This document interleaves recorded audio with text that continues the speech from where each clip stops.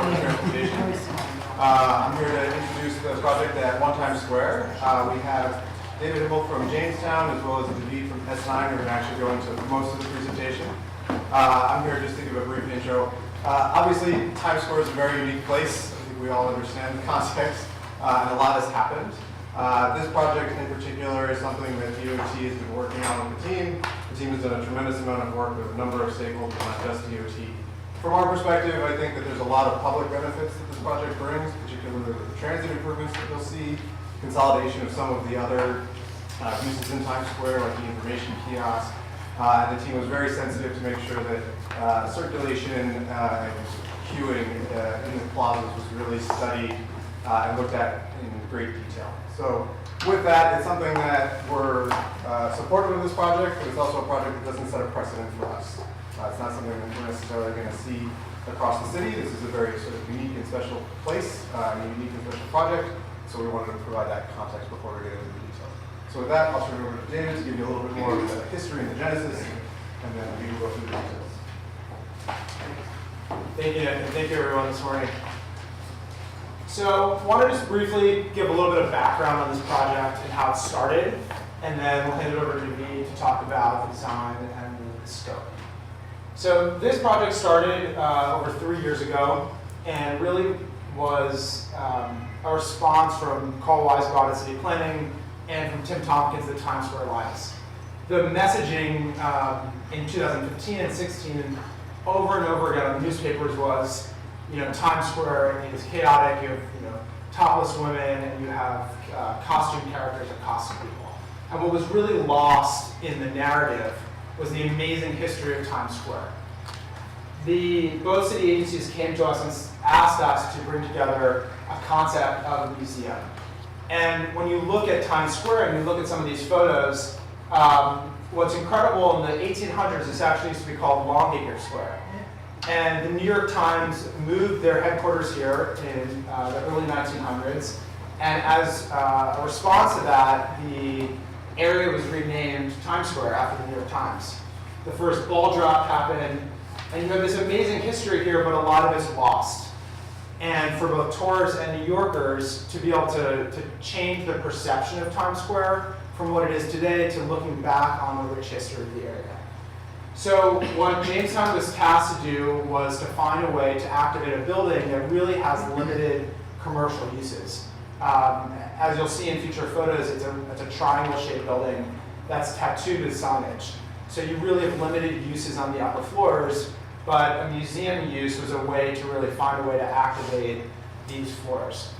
So Jamestown worked in coordination with the Times Square Alliance, City Planning, the Department of Transportation, the MTA, to build a program scope that incorporated a variety of different public benefits, as well as activating this museum use.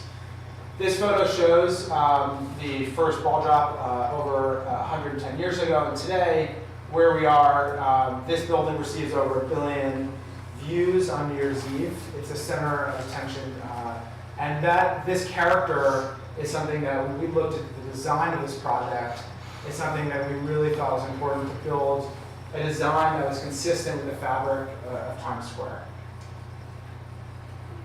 When we sat down with the DOT for the first time to discuss this in 2016, they brought to our attention that there had been an MTA entrance that had been planned for years but had not been moving forward.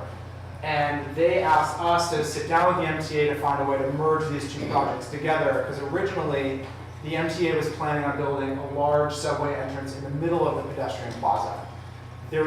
That project was stalled, and Jamestown came in to help merge some of these benefits together. The existing entrance, and we'll see photos of this later, but you can see it's 4 feet wide, there's 2 turnstiles, and it is not ADA accessible. The new entrance, which Jamestown will be providing the entrance, as well as the ADA accessibility and privately funding this, will be 15 feet wide. It will have 10 turnstiles, and it will significantly improve the circulation for both office workers in the area as well as tourists alike. This project over the past 3 years has received a variety of public support, including, as mentioned, the DOT, city planning, the MTA, Times Square Alliance, the local council board members, borough president, and others, as well as the mayor's office for people with disabilities, because this really does help address bringing ADA accessibility to a station that really does need it. So I'm happy to answer any questions as this goes along about the history, but with that, I'd like to hand it over to Naveed to talk about the design. Thanks. David will chime in, as we go through. Good morning, commissioners. So obviously everybody knows, I'm not going to worry with where it's located. It's Times Square. Actually, it's interesting because it's the building is forms a southern terminus of the bow tie formed by where Broadway and 7th Avenue intersect. Oops. It's in a theater sub-district. It's fairly flat. This is also interesting because you can see, and I'll talk about this a little later, back in the 20s, a portion of the cellar of the building was taken away from the project. What you see above is interesting, but there's a lot going on below grade that's not visible. And so this actually has compromised what you can do in the cellar of the building as well. Some of the existing photos of the site looking south and northwest from Broadway on the right. And then more south views from southwest and southeast. And you can see, as David mentioned, the various signage that are tacked onto the building. And then closer in, looking from 42nd Street, variation, there's a variety of signs. There's vinyl as well as LED along the building. And then closer in on from the plaza as well as from 7th Avenue. Plaza actually has helped, a lot of the congestion, and I think not many people actually walk on the 7th Avenue side. This is the 4-foot existing subway entrance that you mentioned, very tight. And then and then here you can see the existing TSA booth, which has been actually floating around in a few places, and then a couple of other close views of the site. The building history is actually an interesting one. It was designed originally for New York Times, and it looked very different. You can see it on the photos on the left. And then in the 60s, Allied Chemicals bought the building. The floor plates are about 5,000 square feet. Back then, I guess people used to use smaller floor plates. But in the process, they actually undressed the whole building and reclad it with a whole new facade. And it stood there until the floor plates were no longer functional and they couldn't really be utilized. And people discovered that there's more value in signage. So the upper floors of the building, besides the ground floor, have been vacant for over 50 years, which is really strange. This is like this location, and it's an interesting condition in the city. And then you can see where it is right now. I think this series of diagrams will explain what we are here for. There are 3 elements. There is one which we call the pavilion, and that has to do with relocating the subway entrance at 4-foot 1 here into a 15-foot wide stairwell with a canopy, a new ADA stair, and a TSA booth, as well as an entrance to the museum experience.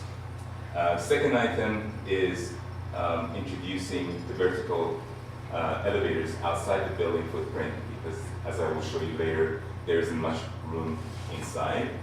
And then finally, as part of the experience, which starts on the 16th floor and terminates in a platform up above observation deck, which projects 10 feet on north and south and 6 feet on either side over the property line. And this will allow people to actually circulate around and have views as the end. So you go through the museum experience, and at the final view, you see what it looks like today, but all around. The museum itself has to do with, and I guess David said, there's a rich history that began with the first ball drop, and before then even what New Times Square used to look like. And that whole thing starts on the 16th floor, and people will climb up to the top and the observation deck, which is shown here. Coming on the ground, the idea is that you go straight down, shoot up to the 16th floor, go up, and then end at the observation deck. Now, to do all of this, first thing we had to do is really figure out what's going on below grade. And as you can see here, all the red is where we can't really do anything.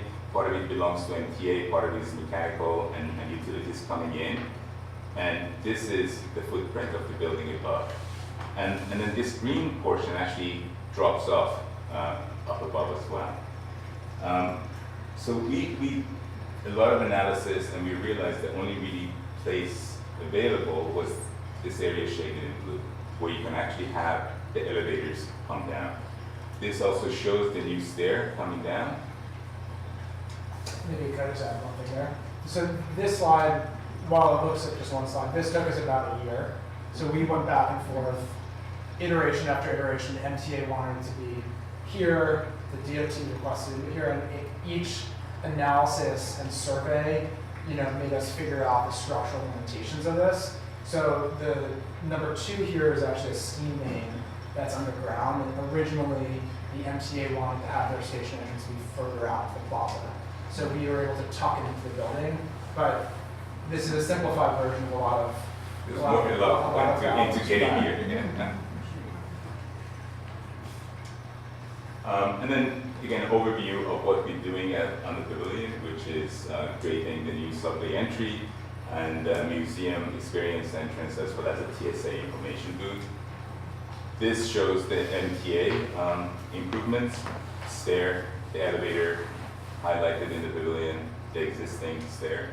And then this slide you saw before, the existing really difficult entrance to the subway, and the proposed, which, with the 10 turnstiles and the wider stair. This is interesting in showing how the trains come in today and what's happening, and what MTA wants to do, and then how we're going to simplify and make things simpler for people rather than going through a labyrinth to get to the shuttle train. This will really simplify it and make it easier for everyone. The TSA information booth location, which really becomes the gateway on 42nd towards Times Square. Very easy for people to go in and get information of what to do. And then this one you may want to talk about. This took you a long time as well. And this just shows some of the iterations that was mentioned. Originally, when we sat down with the DOT in August of 2016, the plan was actually to have queuing on the street level. So if you see here, there was zigzagging onto an elevator from the ground and then snaking onto 42nd. And then over a variety of requests and design iterations, we decided, in coordination with AKRF, who's an environmental and planning firm for focus on pedestrians, we realized the most efficient way to reduce congestion here would be to bring people via escalators down into the basement. And that would get people off of the plaza immediately and having queuing in the building. So this took a lot of back and forth as well, but I think this was the design that both fit the structural limitations of the asset, as well as ensuring that both congestion and pedestrian flow was controlled. So existing roof plan proposed, and then ground floor plan existing. You can see, where the Walgreens entrance is, and then the new pavilion that we talked about. So as David mentioned, the idea is to get people in as quickly as possible and have them queue inside down below. So you come in and you go down the escalators. And then these are also showing this whole entrance is framed by what's happening with the MTA stair, elevator, and TSA booth. So it's the space in between those elements. This is the cellar floor plan existing, and you see how constrained it is. And here, really tucking in the escalators coming in, which seems like this is really the only place they can go in. You come in, you come down, and you circulate, go through security. You can buy tickets or have them online, and then get on these elevators up to 16th floor, and then people come back out, and then out through there. And then these are a closer, bigger picture of what's happening with the down below with the MTA. Up above at the observation deck, existing 19th floor, and the proposed 19th floor where people that can actually, have a good view of not just Times Square and Central Park from up here, but what they're looking at 42nd Street and looking downtown as well, so they can actually walk around. And this increases the area by about 3,000 square feet above for circulation. And there are concepts, although this is not really part of this application, of creating some sort of response to the TKTS route. So there's a stair that goes down with views that face the TKTS. This is existing sections of the building with the proposed observation deck. These are the proposed sections of the new structure up above in the museum. It's interesting looking at the existing facade. I mean, when it was designed, it wasn't designed to actually receive all the signage around it, and it just has grown organically, and things have been left on it. So our thought was, we were really inspired by when the facade was taken off the building, the structure, the raw structure, as a pure frame. So that's our concept for redoing the facade, and which is basically a simple background framework.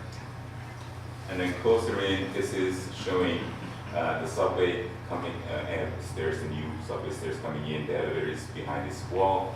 And then this is the entry pavilion. So the revolving doors, the TSA booth, and then the north and south elevations of the same thing. So you can see the TSA, the elevator coming, the AV elevator coming in, and this is subway entrance. Up above, this is the proposed observation deck and elevator shaft coming up, frames, and then some renderings to show you what it would all look like. So the view south with a new framework and some proposed signage. Unlike many districts in the city, Times Square has a minimum of signage, so we have to, actually maintain that. So it's a little different. And then closer in view of the pavilion looking south with the subway entrance, and then looking north. You can see the TSA booth and the elevator. And then looking up the building, so one of the things that we introduced, and you sort of see them here, is this idea of a continuous ribbon that comes in, which and then goes up the building and on the side the observation deck, so that people from a distance can see something going on as a light. And then you can see the structure and the museum up there. An aerial view of the site, the observation deck, and that's the stair I was talking about, and the pavilion, etc. In terms of materials, we're thinking about laminated glass and black and stainless steel at the base of the building, and some black and zinc aluminum composite for the facade, and a glass support for the elevator shaft, as well as pavers and a glass wall up above. And then finally, a final view of the building looking south. What's the anticipated capacity of the observation deck, and how will that be monitored, and the relationship of, let's say, maximum capacity to elevators and queuing, and how is that? It seems to me to be something, at least to be, that you can't predict, but needs to be in some fashion anticipated, both in terms of the physical capacity, signage, and so on. That question is something that we, in KRF, was really instrumental in helping us think through. We plan to have a time ticketing program here, which is similar to what you see at the World Trade Center, for example, where people have specific 15-minute intervals in which they're supposed to come. So that helps us manage the cadence of people arriving. The capacity, and I think we can confirm the exact numbers, but I believe it's a maximum of 400 people per hour that can be in the building. In the building. In the experience. Yeah. Right. But one thing I would just say is these floor plates are so small, as you saw, that this is really, this is a very small attraction compared to other. We think this more as a museum than an observation deck, but we would say the attendance of this we project to be about a fourth or even a fifth of other observation decks. Except for New Year's Eve. But on New Year's Eve, it's actually closed, both to the public and to Jamestown, so it's a full security lockdown. I just have a couple of questions, if you don't mind, just so I can fully understand the interface between the addition you're making and the subway station itself, because I really appreciate all the Of course. benefits you're providing, but I just want to understand Sure. how it integrates here. Yeah, so Jamestown is privately funding the entrance, the subway, the ADA accessible elevator, and into the future we plan to both maintain the cost of that elevator as well for the MTA. And then on the Times Square Lines kiosk, Jamestown's privately funding that as well, and we'll hand that over to them in the future to manage. On the design side, would you mind just showing me, going back to those slides at the plan? Oh, the lines. Yeah, just so I understand where I know you were very constrained, so it's not about Sure. that, it's just more that I understand how people will be Certainly. experiencing it, yes, Yeah, yeah. yeah. And maybe go to the full subway plan. Well, is this one or you? Yeah, I mean, yeah, well, whatever you think I think this would be good, and yeah. Sure. So I think it's not on this plan, but so you have 42nd Street here on the left. Yeah. The current entrance that has ADA accessibility is on the south side of the street. You can visualize it. So what's happening now, if you're a worker in this area, is you really, a lot of people cross over to 42nd Street, and what that's happened for the city is you have a lot of both vehicular and pedestrian congestion of people walking through traffic to get to that entrance. So the genesis of the station was to provide a outlet for the southern end of Times Square, this is the highest traffic subway station in the city.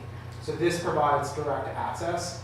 The ADA elevator over here, we originally wanted to be here or here, but due to those structural issues, including the steam main, the only place that it could fit was on the side. So this is not a perfect design. I think there's a better visual connection if it's next to it, but this is the only physical area that can work for the elevator pit.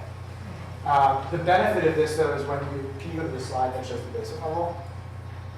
It then drops right into the access point. So you arrive and then you can access it. Great. Adding 8 more turnstiles. That's right, and that's just so, and that's at what corner are those 8 turnstiles? So below grade. Below grade, towards 40 seconds. Okay. exactly.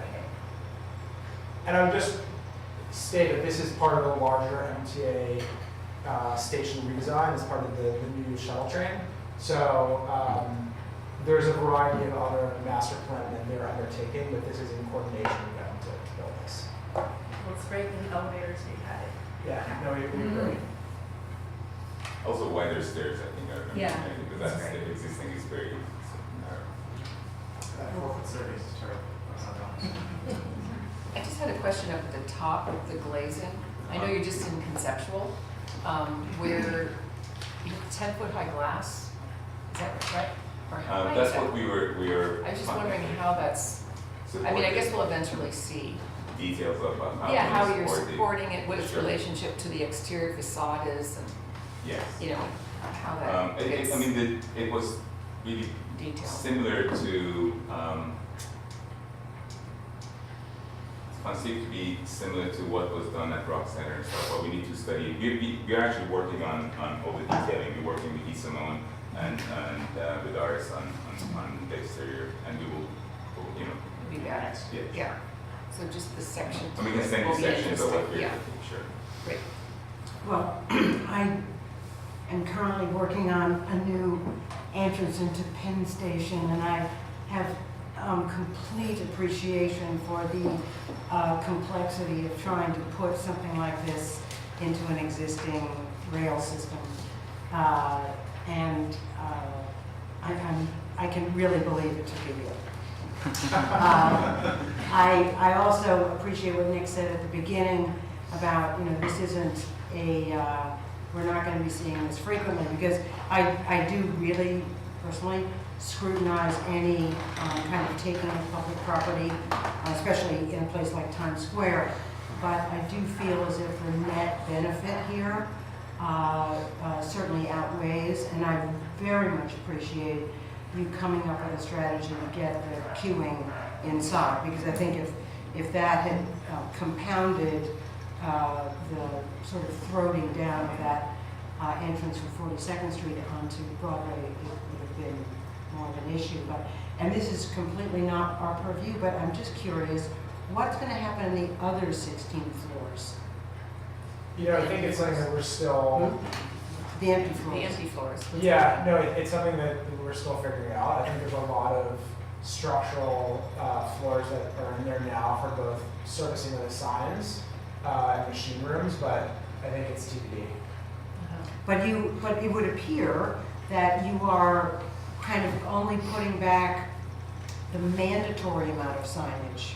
Is that right? So that if someone wanted to rent one of these floors, they actually could see out. Is that true? Is that what I'm reading here? Yeah, I mean, it is portions of the way we're designing all the panels here are unitized, so we can actually replace them solid to glass. I see. And the whole idea was to really just do a very sort of basic frame where both signage and window and solid panels can come into play. So that's kind of evolutionary, as opportunistic as Yeah. it happens. Yeah. But you will keep the ticker tape. I am quite fond of the ticker tape. That strip that goes around, and then you're even talking about something that would go vertical It and then would wrap around. tie it around. Exactly. It That's- was inspired by the same thing. Yeah. So what would the content of that be? That wouldn't be advertising space, right? That would be more. Underneath. Yeah. I think it's the ownership or I don't some sort of actually like have a commitment. plan for it yet. I think for us, this is more of a design component. This is the 2020 version of what the 1930s had, the ticker. And the ticker was actually what would announce when the president won, and people would wait in Times Square to read it. So I think there's bringing a connection to the history through this is our goal. So, yeah. So what, but there will be content? Is that a We don't yes? know yet. Oh, We you don't don't know know. yet. This is just a design, preliminary design concept.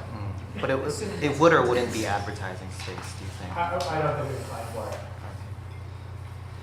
So, so this is just conceptual today?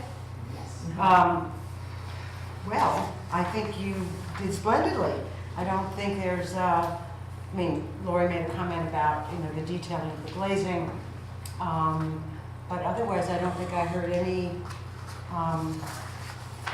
takeaways so just keep going. It's excellent, thank you. And good morning, Commissioners. The Sunset Park Construction Project is a roadway reconstruction project in the Sunset Park neighborhood of Brooklyn. Primary goals of the project are to facilitate job growth, connect residents and workers to employment and recreation centers, and leverage the investment in the Sunset Park waterfront district.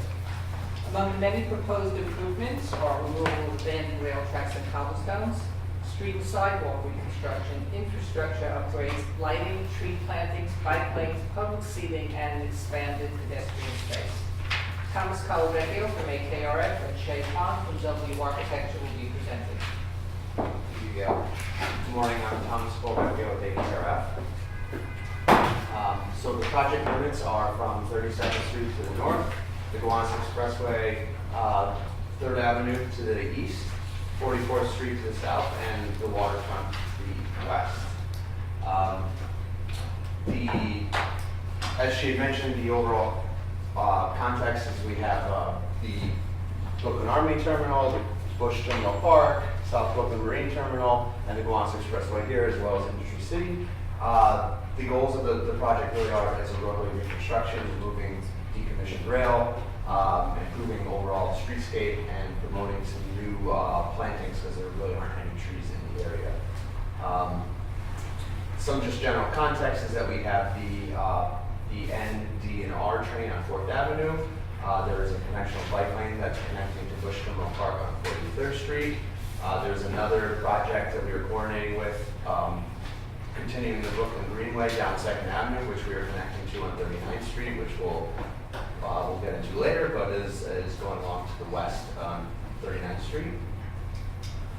Some of the existing conditions here is the slip lane at 39th Street and 3rd Avenue, which is part of our overall study to improve pedestrian safety. We are proposing to close this, and this will become a public open space. As you can see along 39th Street here, there's a lot of ponding. There's a lot of congested sidewalks that don't have proper drainage.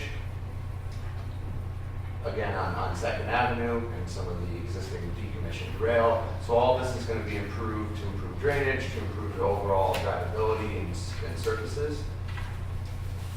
On 41st Street, again, we have some of the decommissioned rail and congested sidewalk, and where there isn't even formal curbs, all that's going to be formalized to have a standard DOT sidewalks, because all of the curbs and sidewalks are pretty much substandard at this point. As you can see, there are not many trees planted, if any at all. Similar story on 42nd Street, where there's no trees. You have parking all over the sidewalks, so we're looking to formalize the curb and sidewalks in this area. On 44th Street, it's a similar story where you have ponding and drainage issues, and there are no existing trees. So it's a little bit more of the specifics. As you can see in yellow is where there's existing cobblestone. We're proposing to remove and put a standard DOT roadway. There are existing rail on 2nd Avenue and 41st Street that we are proposing to remove and put in a standard DOT driving surface, asphalt and concrete. And at this time, I'm going to pass it over to Jay, who's going to talk about more of the proposed streetscape. Thank you. Hi everyone, I'm Jay from W Architecture, and as Tom mentioned, most of the work in terms of roadway reconstruction is really regrading and formalizing the curves. And there are a few places where we're expanding the sidewalk to allow the greenway on 7th Ave to turn towards the water, to connect to the waterfront. So this stretch, we are expanding the sidewalk by around 8 feet. And also over here, so this is the Gowanus Expressway, and there's an exit ramp that comes down and touches the ground right here. Underneath the railway, the exit ramp, we're also proposing to close an existing slip lane that's underutilized, and basically straighten out the 3rd Ave curb line, and then wrap it around so to create a much more ample sidewalk space. Because right now, as we can see later on, I'll show you existing photos, it's really not a very safe and pleasant space to cross and to go from the train station, the subway station to the waterfront, or to Industry City in general. So in terms of landscape improvements, I want to say there are 3 major parts that I want to bring your attention to. The overall typical streetscape improvements, which are along the 41st, 2nd, and 4th Street and 2nd Ave. They're mostly new street trees. There are simply not a lot of them right now because this used to be a very industrialized area. There are a lot of drop curves in use or underutilized, preventing any sort of landscape happening in this neighborhood. And we've also taken a look at where, to maximize greenery on the streetscape. So that's the typical streetscape. And then I also want to talk about the extension of the greenway to the waterfront. It's a 2-way bike lane that's on 39th Street. And then lastly, there is the expanded sidewalk that's underneath the exit ramp. So we're going to talk about these three parts in detail. So this is the typical streetscape improvement. The existing condition, we don't have these most of the time, the planting zones. So right now, what we're proposing is wherever there's enough sidewalk width, we will plant in new trees. This is a typical shot at 42nd Street. As you can see, there are pondings and curbs breaking out, uneven surfaces. So the job is to formalize the curb, to rebuild the sidewalk, regrade, and as you can see, there's a drop curb here, another drop curb, and another drop curb here, going into these garages. So maintaining these axes, meanwhile finding spots for new street trees to make this street more shaded, more pleasant, and also maintaining access, both for vehicular and pedestrian access. And where there are where there is a maintenance partner brought on board on 39th Street along the Greenway, we are able to upgrade the streetscape a little bit more with the continuous tree pits that the city DOT has encouraging in New York City sidewalks. So here's the existing curb. We're looking at 39th Street. Here's the existing curb. This is the northern sidewalk, and we're extending the curb about 8 feet to allow a two-way bike lane, a 10-foot clear path, and then a planting buffer zone between the parking lane and the greenway. And then on the other side, it's continuous tree pits to mirror what's on the northern sidewalk. So this is, again, one of the existing photos shown earlier. This is the South Brooklyn Marine Terminal. And then I'm going to go back. So this is the existing curb. We're extending it outwards. There's going to be a green buffer, bike lane, pedestrian path, and then maintaining the access to the parking lot.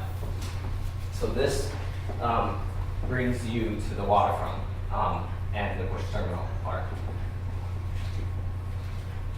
And at the turning, so this is where we pick up the other project that's extending the bikeway to, this is 39th and 2nd Ave. And where we're turning onto 39th Street, this is a particular intersection that we want to do something, not only because it's a larger sidewalk over here, but also this is where the exit ramp comes down. So this is, coming off of the Gowanus Expressway, this is the first thing you'll see. And right now, this is a concrete wall of the parking lot. And also, this is where the bike lane turns and where everyone coming from Industry City is trying to cross the street. A new bus stop is going to be here. So this is really where a lot of people will want to pause, take a breath, reorient. So we thought it'd be nice to create a little bit of a gateway planting for people to, to know that, oh, I'm at a, stopping point, and let me catch my breath, and then I'll, move on to somewhere else. So this is the existing condition. Industry City has put in these large container planters that are nice, but do not really provide enough greenery. So what we're hoping to do is really to create a softer feeling to this intersection. That's very important. And then lastly, I want to touch on the expanded sidewalk. So this is 3rd Ave, this is 39th Street. And right now there's an existing slip lane that cuts this way onto 39th Street, which is underutilized. And this dashed line is the overhead expressway ramp. So, and also an existing rail track that's going to remain that cuts through into this parking lot. So there are a lot of things, and there's also a DEP water main running through it. So there are a lot of physical constraints preventing us from doing a whole lot, but we try to do our best.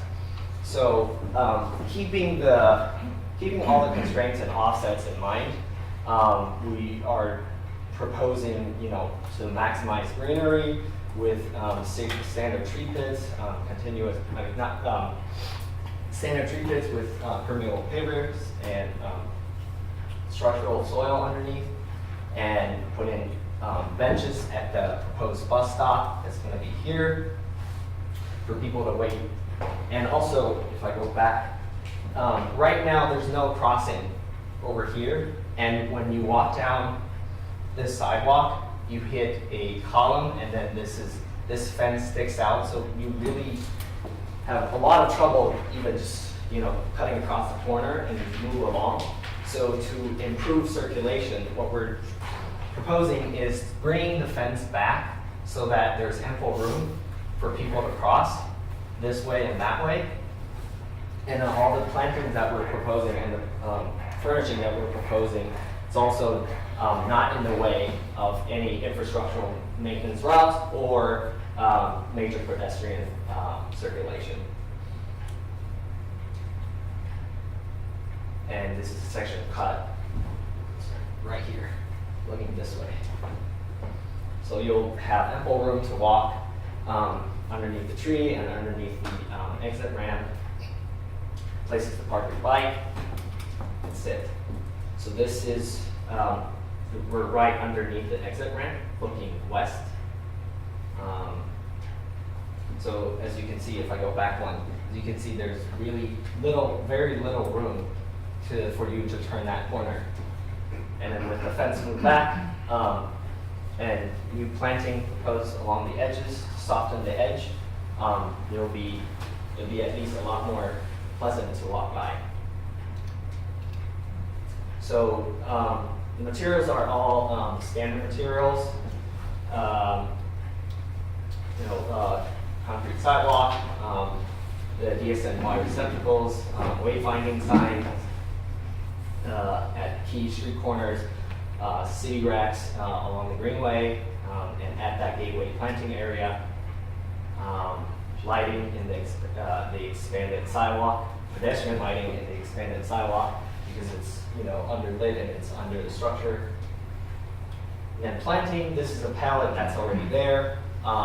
Right now, the trees aren't continuous, and they're not very consistent. So what we're trying to do is not bring in get another language, but try to just to bring up the existing palette and just make it more consistent. And these are this is the planting palette that's going to be along the greenway in the tree pits, and at the gateway planting, and also at the expanded sidewalk. So they're mostly sun-loving plants, and with a few ornamental species to just create, more, to bring in more colors and more texture into the neighborhood. And that's it. Thank you. Questions? Sorry, questions? I had a question. One of the images that you showed had a big industry city sign, and then you said something about container planting or that. Yeah. So what's happening to that industry city sign? I believe it's being removed, but we can look into that, get back to you. I mean, is that okay with industry city? It seems like a really important, and they're also the maintenance partner on this project. So why are you getting rid of their? And also, just to dovetail on that, I was wondering, just to help me understand how people enter Industry City, how you orient yourself to it and how you get in. Because I saw those bike racks and I was wondering, who's putting their bike there? Aren't they going in? I mean, the entrance is just So Industry City right now is over here over there. and over here. Okay, so the sign is then. The sign Is currently right the sign is there, right right here. there, Right, Yeah. so it's like a gate, it's like you're going that way to get in, kind of. Well, depending on Which where, part? yeah, which part you're trying to go and where you're going from. Right. But yeah, mostly whenever I'm there, I would go off the subway station and visit this part first, cross the street over here, and then cross the street over here. But So that would be, it's not behind the sign. Yeah. no, so this is South Brooklyn, Marine Terminal parking. So this design presupposes you're taking away somebody's land to move the fence and getting rid of their sign. Right? Do I So understand actually, correctly? all, those plantings are all within the city right of way. But you're moving the fence, if I understand. The black line. Well, No, when that you- fence is back, is set back. But you showed how you were sort of detangling this, oh no, it's the slip lane. That's the other- The that's slip the lane. other one. So in the slip lane, Right. that, it's okay to move that property line back? Well, the property line is, sorry, if we Public. go back to this. So right now, the property line is over here, Right, and the fence is over here. right. So we're just Just moving moving, that back. and to that's the- okay. That's approved? Yeah, and I mean, Yeah, we've been working with DOT on this, and that is actually all DOT property. right. I also want to mention that planter with the industry is on public right of way as a temporary. It's not approved. They are fully aware of that. We're working with them also with other temporary planters throughout the district, so it's, So that can go. yeah. But I think it's a shame to lose the industry city. I mean, I think one of the things that concerns me about your planting at that location is this is a really industrial neighborhood.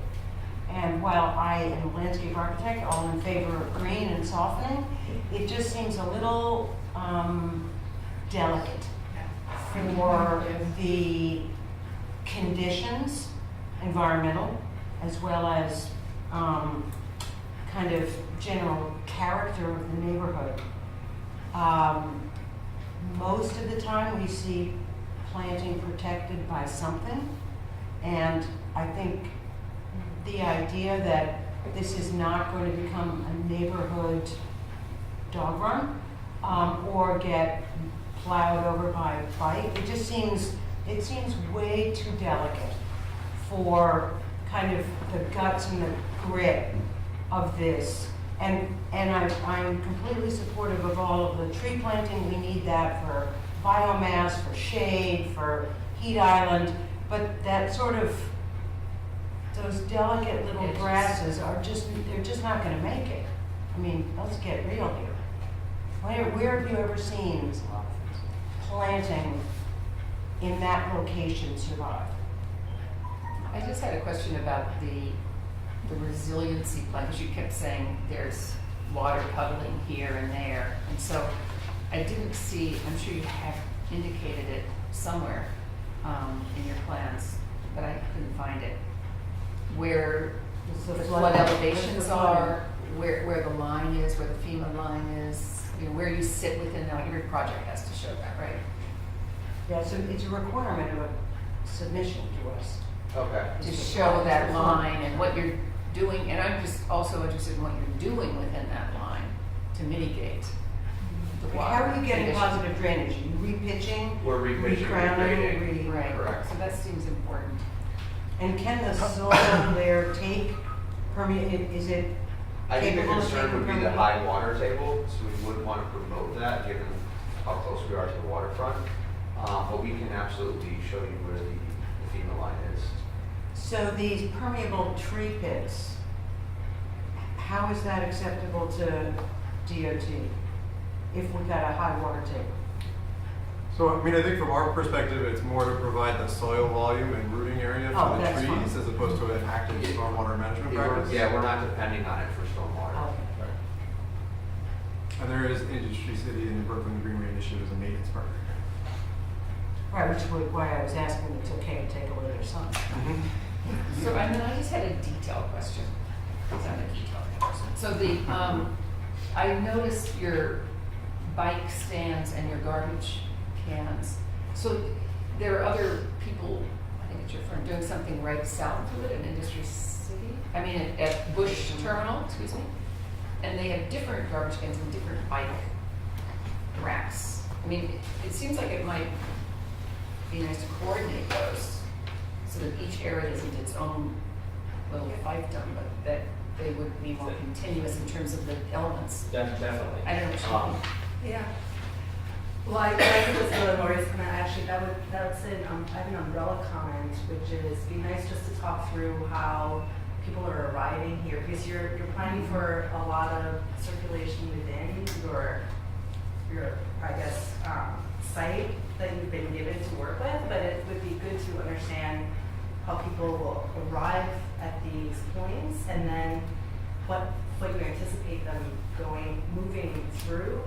There's just some weird, I don't know, I just feel like there's like another layer of thinking about placement of the bike racks, like why here and not near the entrances, or how people are going to, how are you going to make sure people know that there's a cluster of buildings in one area and in another area, and that this is a big connector between them. I actually walked from the ferry terminal way south all the way up to Industry City last summer, and it's like you have an opportunity to create some kind of connection, especially with the second site that will be discussed later. So there's some coordination here that I think would be nice to talk through. Hear about coordination with the Greenway. I know you have coordinated with DOT bike group, but maybe just talking through some of that would be great. And just for context for the commission, we are going to be coming to you shortly with the next segment of the Greenway that connects up 2nd Avenue. So there is that connectivity that's being thought about and that's being planned. And Industry City has actually done a tremendous amount of work, obviously, in activating their courtyards, and there's bike racks and seating around those. So there's a lot more that's already happened in the neighborhood, and that continues to happen. Again, like Neil mentioned, we're working with them on temporary planters to try to continue to green up the space before the Greenway comes through. So those things are. Yeah, so just also build on that, I'd be interested to understand in your planning how these large buildings that are housing new programs and existing programs, where they sit here within your plan and how you enter them and relative to this large flow of people and vehicles and bikes are happening around that. So thinking about the buildings that are the key players here together with what you're doing on the surface would be helpful to understand. Yeah, for me, actually, taking away the Industry City sign isn't a problem because it's not really their property. It's not public. It's public lands. I mean, it could be something that's more general about the other amenities in the neighborhood because there's also a Costco there, Bush Terminal is there, Brooklyn Army Terminal is near. It's a pretty prime real estate area for signage, I think, because it's coming right off of the freeway. Sure. And also, Industry City pronounces itself pretty well with their banners on the E2E, so I don't think it's a problem to take, essentially a free sign away But it's from maybe a Industry shame City. to lose the sign completely. Sorry? Maybe it's a shame to lose it completely. It's interesting looking at maybe there's another. Or something better can go. Well, on. my point was not so much about the sign as it was, the takeaway here, whatever happens to the sign, it is what it is. If they're abusing public land, fine. My point is that planting, in my opinion, does not work. And that it really needs to be more robust. But before we can give this approval, I really need to see a flood plan. And the other thing is that the Parks Department approved these. You stated that it's part of the palette that exists there, but has the Parks Department specifically approved this species for the tree planting? I'm They've concerned given about the conditional trucks. approval on the species. They have what? They've been given conditional approval on the species, but we'll do a walkthrough with them for all the different locations of trees and such in spring. Some of them seem a little low branch for truck loading. We had Central Forestry look at it, and they gave us a conditional approval, but we're gonna work through the final details in the next month or so. And then, as long as I've got DOT in the room, I've got to ask the question. What is the latest policy on the vertical relationship of a two-way bike lane and a sidewalk? Because, on Flatiron, you made us lower it. On this one, it's flush. Yeah, the section. So, and then at Times Square, it's slightly suppressed. Yeah. What's the plan, Stan? here? So Part of it does depend a little bit on what the interaction is and if there's any buffer between. Generally speaking, for the Brooklyn Waterfront Greenway in particular, the policy from our Bikes and Greenways folks is to keep it at the same level. So that way we eliminate sort of that 3-inch gap, which is what had been done in the past. Right. Was for a long time the standard. Right. Has given us some trouble in terms of trip hazards, and also like Yeah. if a cyclist veers off the path even slightly, it's a bit of it can jostle them. So generally speaking, where we can, we want to make sure that it's a flush when we have those two uses right next to each other. It changes a little bit if there's a buffer space or if there's planting. But it's not painted green. You just have. So it's asphalt. It should be and asphalt concrete? and concrete. And asphalt, that's the Yep, that's the differentiation. contrasting. And then where you get to that turning point, it will all be concrete to give priority to pedestrians. Do me a favor and take a look at Flatiron. Yeah, it's still conceptual from what I understand. So we'll take a look. Is DOT okay with the 8-foot two-way? Mm-hmm. Yeah, that tends It's to. just narrow? It's narrow. It is definitely towards the minimum. We'll take that coming back just to have them take a second look. Yeah. But obviously we are constrained. Well, you have with the the overall space, space, right? but we can look at the sidewalk width as well. Yeah. Well, it was just interesting because in another section, we had the clear path at 9 feet. So, I mean, that's what I think to Lori's point about this presentation is also lacking a zoom out in terms of where people are coming from, what their destinations are, why you have 9-foot clear path in one location, 10-foot clear path in another. So if you could clarify that and also take a look at whether you can go with 9 feet the whole way for PEDs and increase the bike lane. So just take a look at that. Just say one more thing about the industry sign, like that's a really opportune place for placemaking, I think. I don't know if that's in your, in your scope, but thinking about what goes there, I think is really important because that's kind of how you get into the neighborhood from the freeway. That's like the primary automobile entrance to the district. Okay. So we received your preliminary approval for the building's A and C renovations at the terminal of the New York campus in February. We're here today to present the site improvements to the public realm. The scope of the project includes access to the industrial and manufacturing facilities, improving waterfront and utility infrastructure, and a multimodal streetscape design for an attractive destination for businesses and employees. David Ostrich and Barbara Wilkes from W Architecture are presenting. Thank you. I'm David Ostrich, and many of you know this is Barbara Wilkes, working, presenting the Bush Terminal made in New York site improvements. The location of the project is on the Brooklyn waterfront, located between 41st Street and 43rd Street along First Avenue, situated between the Brooklyn Marine Terminal and Brooklyn Army Terminal. The project site is limited to 43rd Street, 42nd Street, and 41st Street, the waterfront edge between Piers 5 and 7, and the plaza that surrounds the existing cafe building bordering to the entrance to the Bush Terminal Piers Park. And you can see the 400-foot boundary reaches the next block. The site has a rich history. I'll go quickly through this. Founded in 1900 by the Bush family as the first private marine shipping terminal. It's been operating since then up until the 60s and 70s.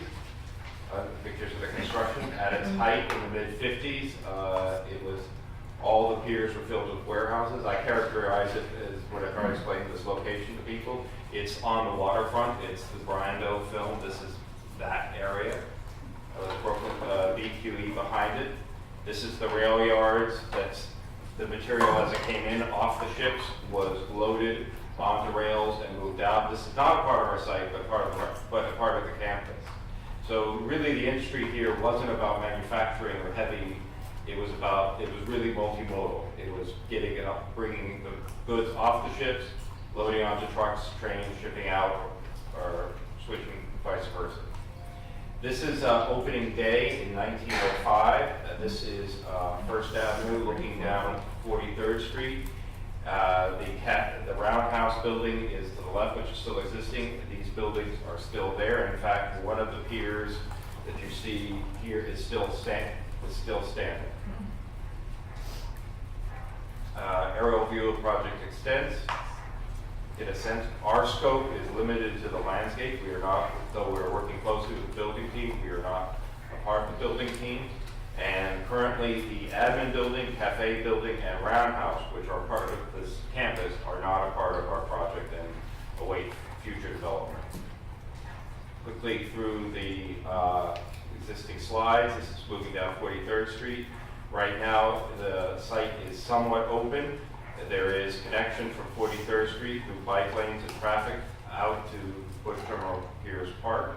This is the admin building, a lovely building, sculpture of Mr. Bush on it. The entrance to Bush Terminal Piers Park. Looking down 42nd Street to the waterfront. 41st from First Avenue. The feature you see here is an annex building that's a part of Building B that will be removed to allow vehicular traffic into the site. Looking back from out on the piers down 41st, looking down what we call mini lanes, which is the alley between C, D, A, and B. A lot of rail tracks, loading docks, and looking towards the South Marine Terminal building. Right now, there is not a connection to that. Looking at the existing waterfront, which is sheet piling and riprap. This is the back of the admin building. This area of the buildings is blocked off from public access, and just there.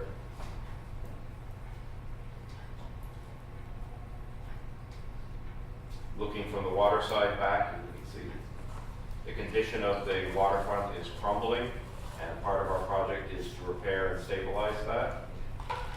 We've done an existing mapping of the ground materials. The cobbles are essentially still there from the original use. Mostly they've been covered with asphalt, which has eroded or never been in some places. So we have a patchwork of asphalt, cobbles, and even crushed stone, and even a brick in a few places. Plus the rail lines are still there in place, which we hope to reuse. Quick of the waterfront edging. It is crumbling, a combination of piles, sheet piling, and riprap. Site connectivity, that up here is the BQE, 4th Avenue. There is an existing bike lane that comes down 43rd Street and enters the site to connect to the Piers Park. The project you just saw is coming this way with bike facilities and entering into the Industry City campus.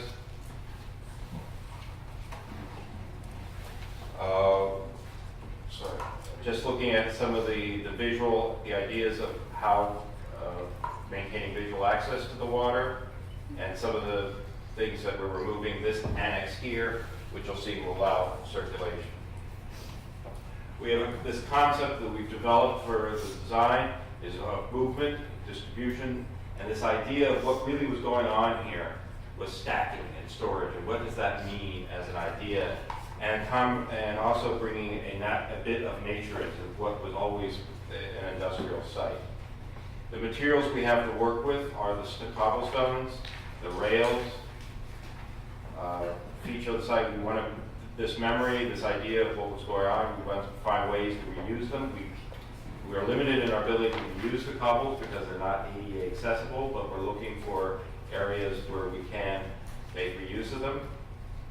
And this is from the Bush Terminal, another historic picture, this idea of what was going on, movement of goods in and out, stacking, storage, movement, and the patterns, and how we're going to interpret the patterns of storage and stacking here.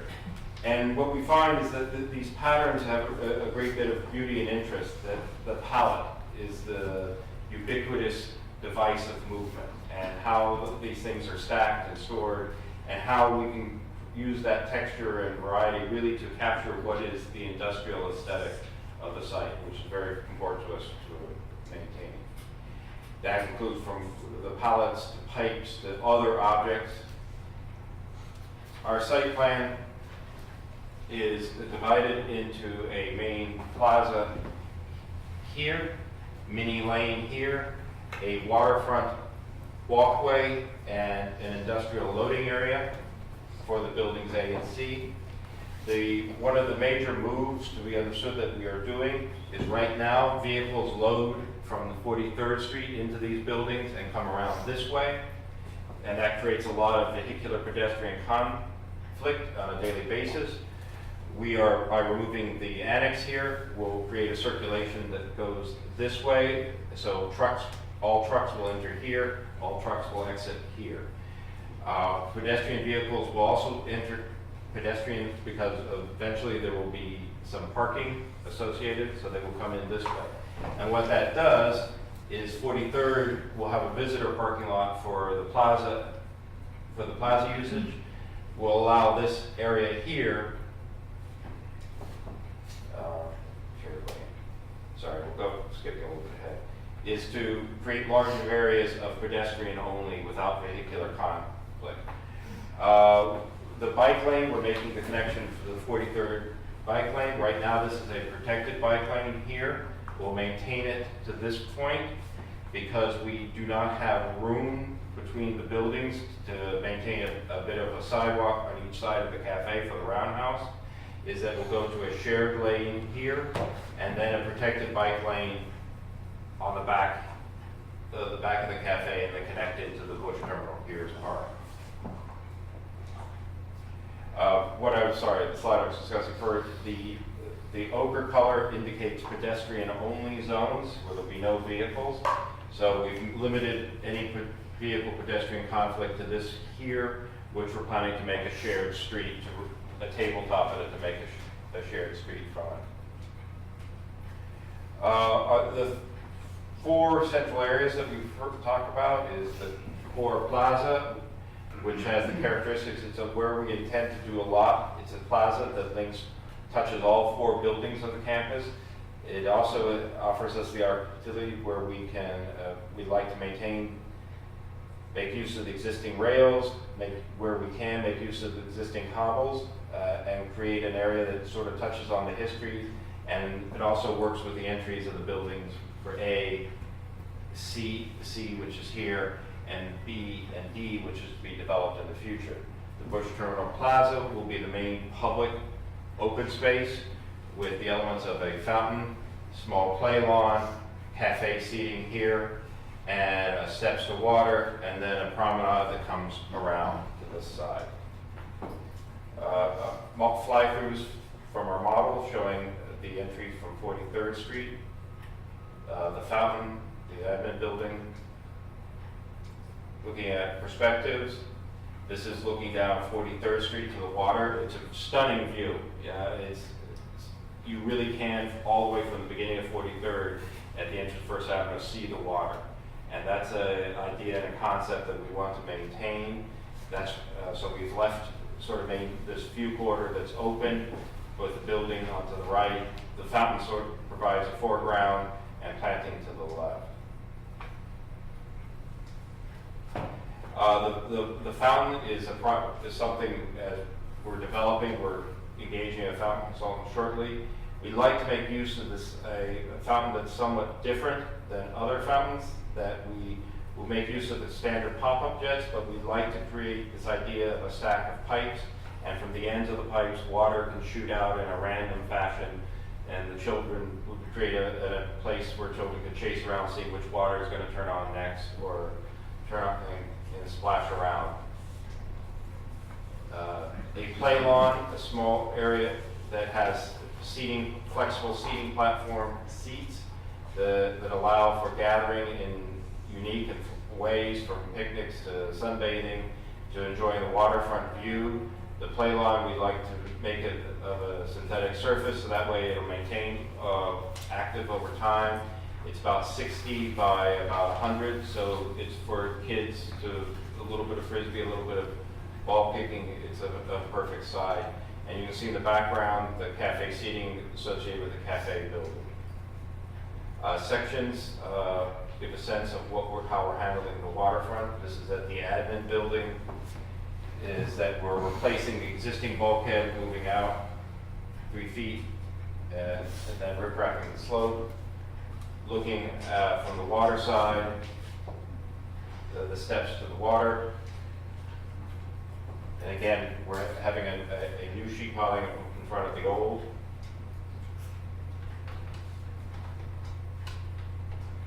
The waterfront north walkway that comes around the building A and to the future the powerhouse building, which is going to be redeveloped in the future. What this indicates, this is the existing sheet piling and piles that will be replacing and repairing and the new waterfront line. We have the way the loading is organized, it's being now all focused on the back side of the buildings. We have a fixed dimension, what requires for the mid-sized trucks that we're using, and we have a minimum of a 10-foot walkway between that. It's one of those areas that we will have both, it will have a constant flow of trucks, but we're trying to create enough separation to maintain a walkway around it. A mini lane, again, will be much more of it. If Bush Plaza is a large, open space, the main focus of gathering, mini lane will be much more intimate space, functions supporting buildings C and building A, lighting within paving lighting and plantings and areas for people to sit and gather. You can see here the seating platforms, planting, the historic rails being picked up and reset within and also using the cobbles as in the roadway as a way to create a traffic calming, but also reuse them. Looking at our site lighting plan with Domingo Gonzalez Associates, bringing the levels up to an even foot candle, light fixture locations, street tree palette. There's really 2 sets of planting palettes. There's we've been looking at a set for the streets, which need to conform to the DOT, because one of the unique features of this project is the 43rd Street, the streets, essentially up to this point will be dedicated, will be city streets. Everything this way will be owned and maintained by the EDC, which was one of your questions. So we will have these street trees that conform to the New York City streets guidelines. We also, because of the heavy amount of truck traffic on those streets, would like to get trees with a very narrow canopy so they're not going to be destroyed by the volume of traffic.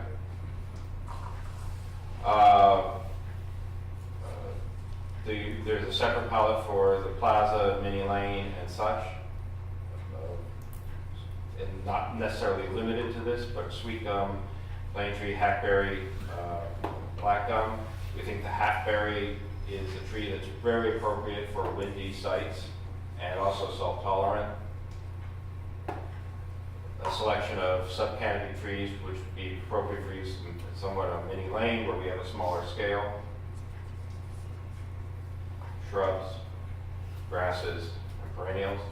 Our material palette is predominantly in Bush Plaza and Mini Lane, cast-in-place concrete, corresponding to the city standards of alternating using the colors of charcoal and gray.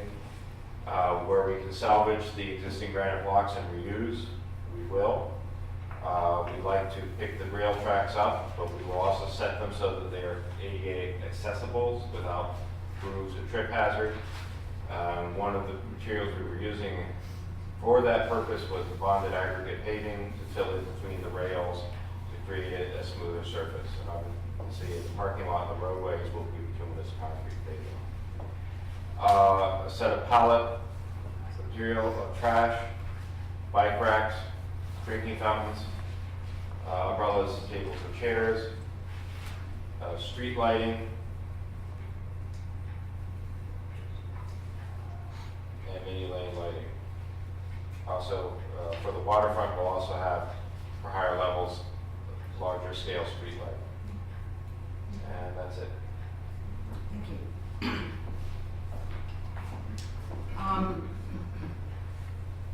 Before we go any further, it seems that there is a very large elephant in the room that is not being discussed here, and that is your vulnerability to flooding. You're only at the highest elevation I saw there at 7. Yes. And so, how does this design, so that's one question, how does this design respond to this extremely vulnerable location? And the other is it your general approach to replace in kind your waterfront edge? Because right now, you went very quickly past that image. You've obviously got some ripraps and bulkheads and this and that. You're moving it around relative to this dimension, but is it the general strategy to replace in kind? Yes. Right now, essentially, our bulk, with the one caveat, right now, we are currently planning to maintain this existing edge between Piers 5 and right there. So this line, stopping here, will be all new. So that the riprap is a reconstructed riprap, but you're not expanding. The riprap along here, Yeah, that's existing. that's existing. Right, and you're not expanding. No, And the reason is? don't need to. Catherine Duquette is Dewberry.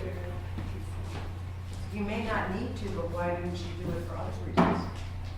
Well, this has certainly been trying to balance what we want at the waterfront edge with environmental concerns.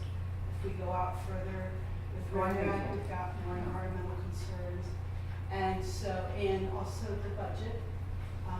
So in terms of the overall construction budget. So what we've determined is with the waterfront, the existing bulkhead in this area, and actually even this is the where the outfall is. So this area here, that bulkhead's in fairly decent shape. It doesn't need to be replaced immediately, so that's why we're going to keep it. In these areas where we want additional pedestrian access. Well, that I could see you had a challenge of dimension. Right, so, and actually, you know, just for constructability, we're going in front or on the water side for the bulkhead there, just because it needs to be a certain distance from the existing, you can't do it behind, so we're going in front. And that's why we've got this edge. Okay, so now let's just speak globally. And Barbara, I'd love to hear from you. This design does not strike me in any way as being resilient. The Parks Department specifically does not allow synthetic turf in a flood zone. A number of the species, in spite of what you have responded here, have not demonstrated to be salt tolerant on the east side of Manhattan. The plant material seems incredibly vulnerable.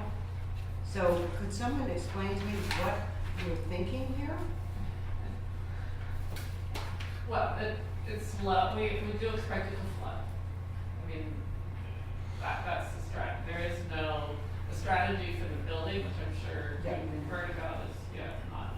So we do expect it to flood. We can't really change the elevations of any of the entries. The intent is to pick material that will be resistant. And David's from Philadelphia. So we've had some discussions about we were working on Shore Parkway during Sandy, so I particularly made all the replacement of all the trees out there. So we're actually quite familiar with what would stand up. I went and looked at what died. Sycamores all died. I specifically, so we are familiar with that, and I don't think our plant palette is quite in line yet. But the idea We've got a is that, sycamore on this list. excuse me. We've got a platanus on this list. Yeah, I know.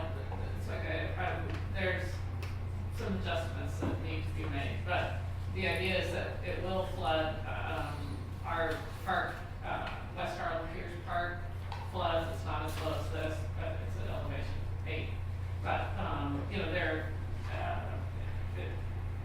those trees are fine.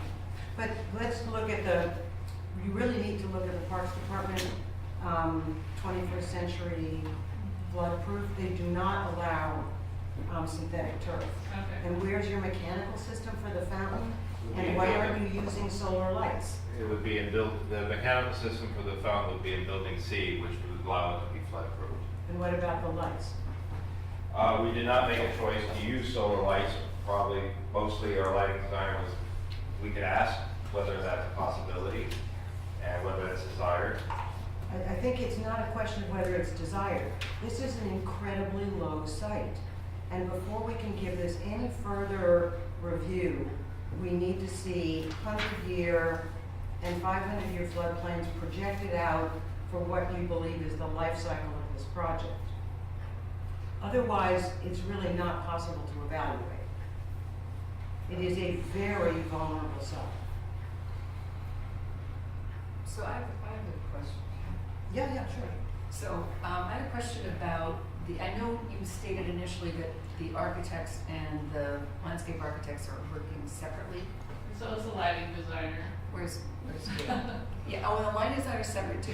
So, I mean, I'm just wondering what vehicle there is to work together, because I haven't heard anything, or you haven't indicated where the primary entrances are. We saw this building presentation last month of ABCD, and so I know kind of, but I'm not sure I remember, primary entry, secondary entry, how it relates to your plan and flows of people, across this surface. And so I'm also just asking. The entries have all been, I'm sorry that. And just my point is, how does your plan reinforce or work together with that? That's my real key Actually, question. we did work together quite a bit on when we spent a lot of time on those circulation diagrams and together, where the trucks should go, where the cars should go, where the people should go. These were meetings that we all had jointly, that we discussed.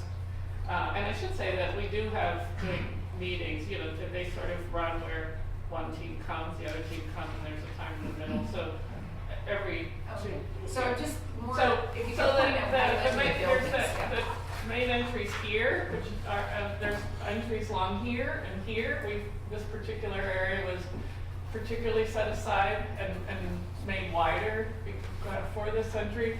There's one here, which we at one point had more happening out across from it. Again, I should also say that from the site point of view, we have a pretty tight budget. You might have noticed because of we have concrete and we're not doing a lot to the waterfront, and so we're trying to do the most we can with some very small things, and undoubtedly some of the site furniture will get a little simpler at the end for cost reasons as well. But and we also we had schemes where we looked at more cobblestone, like putting it in all the truck areas, but we just can't afford a lot of reuse of the cobbles, at least from the prices we're getting.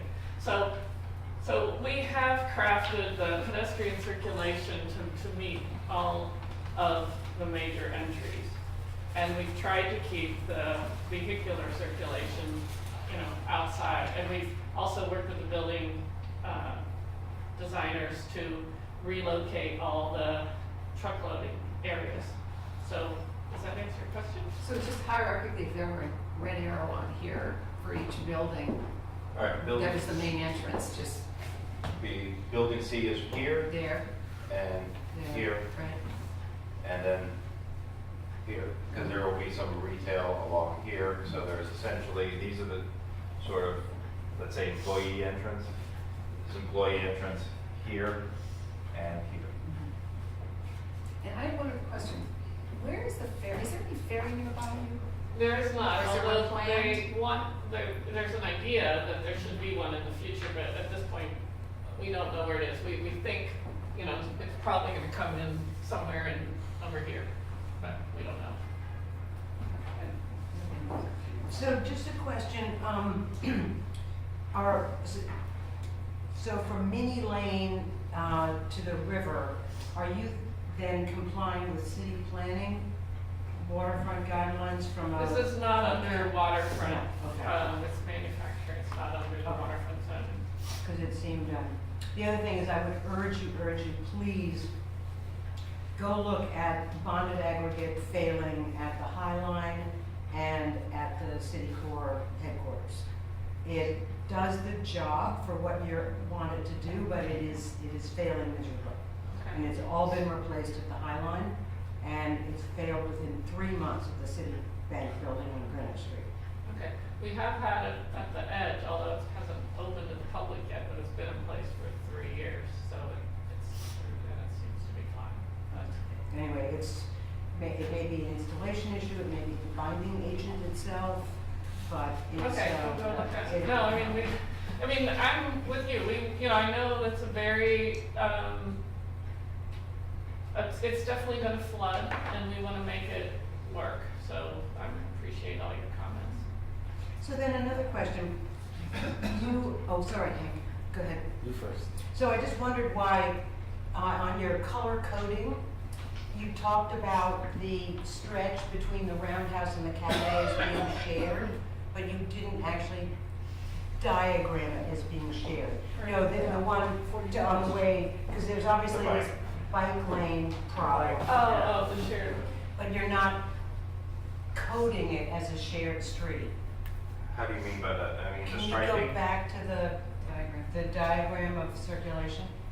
I mean, the bike trail, used to go right through here, so the attempt, that's what it's doing right now. The attempt is to try to get it out of that plaza area, so again, to limit, Okay, the one with the blue, went ahead.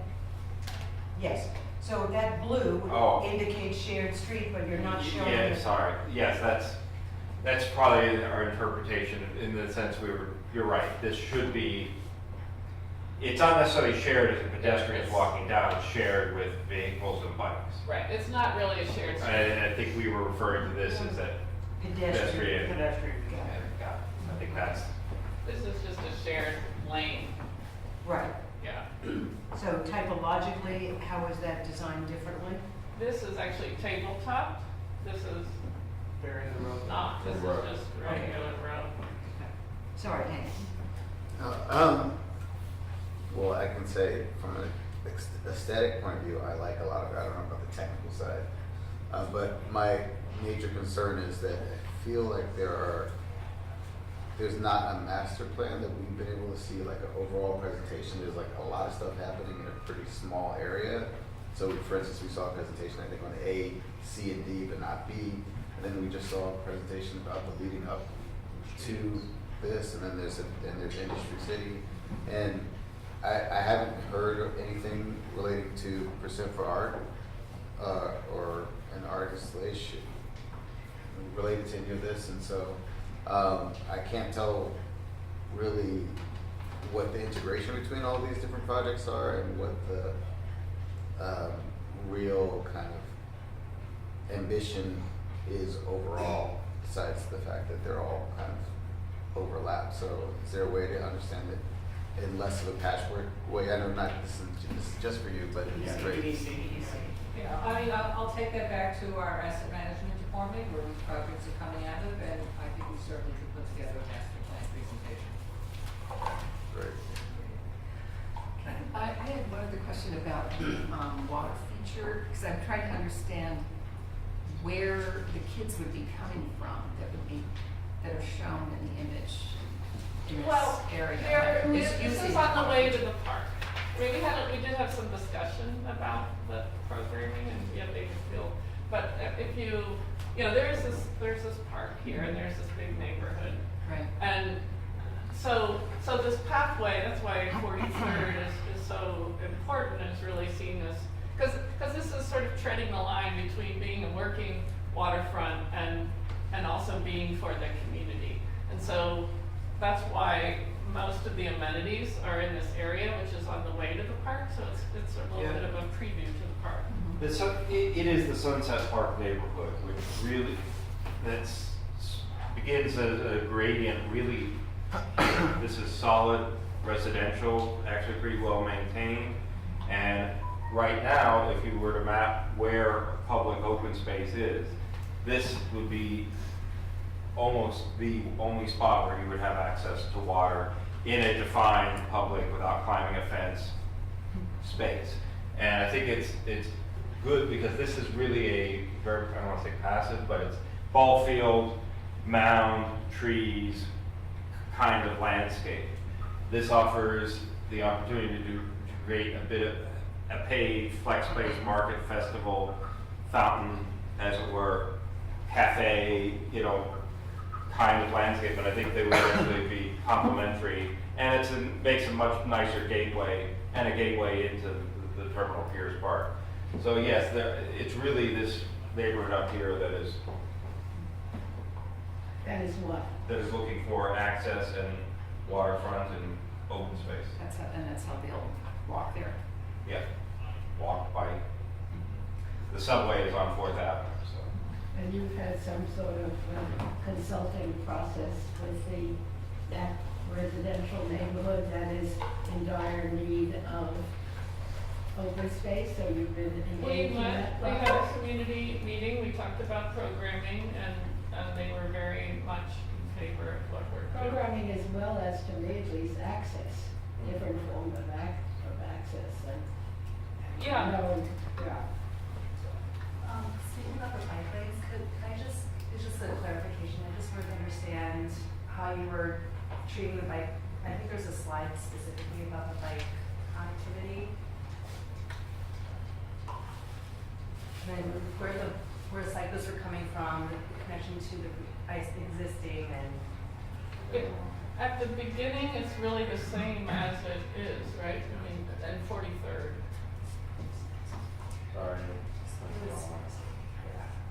The bike lane, right now, there's an existing bike lane on 43rd Street that goes back all the way up to 4th Avenue.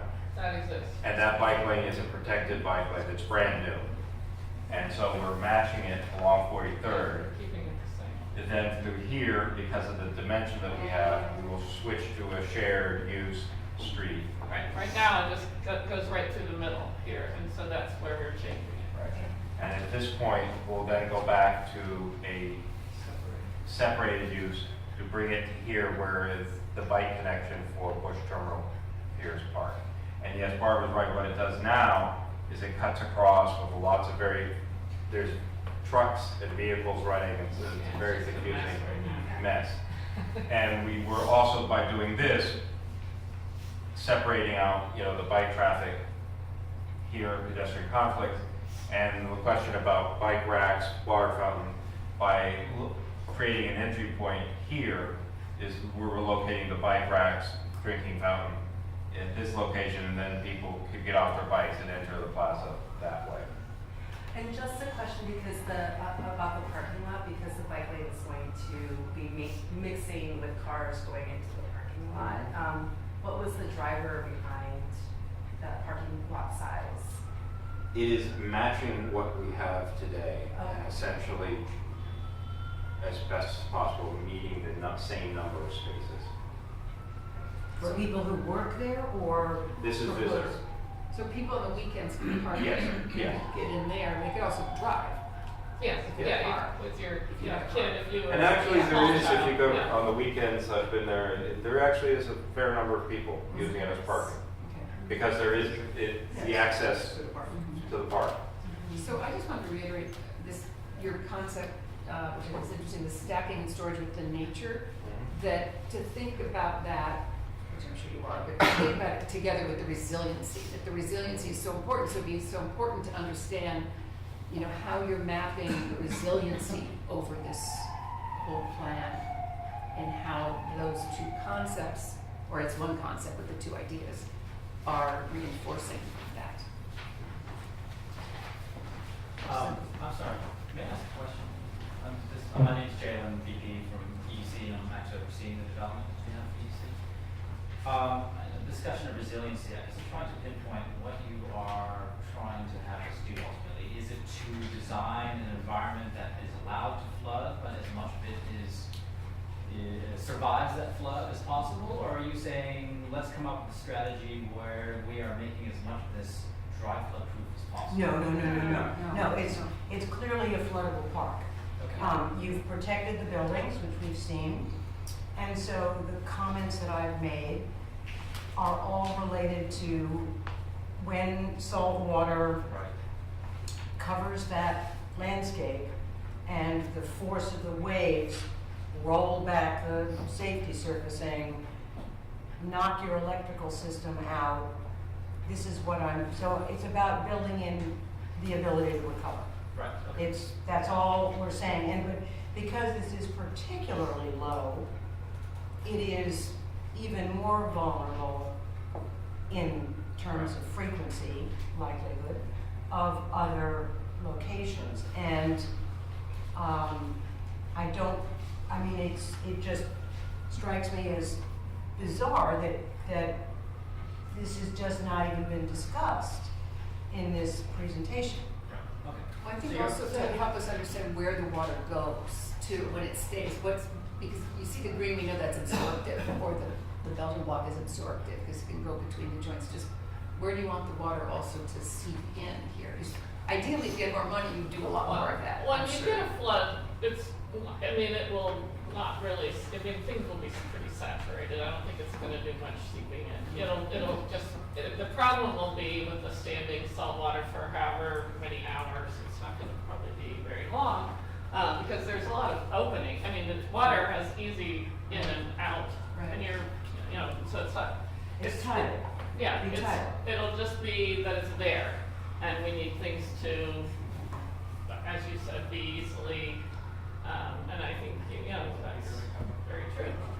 And as far as the electrical systems go, we're actually meeting with Con Edison tomorrow, but there's been a number of discussions between us and the buildings team about the location of the main services coming in, and where those are going to be located, how they're going to be above the base flood elevation. So that part will be a resilient, we're upgrading that to a resilient design for the electrical system. I will say not on a flood basis, we have thought, we do have some place, basically it's all just flowing towards the waterfront, right? So we have, many of these areas are intended, and we had more before, we had to cut them back but they're intended to catch the water and help with the stormwater management, especially with the filtering of, some of these areas before it goes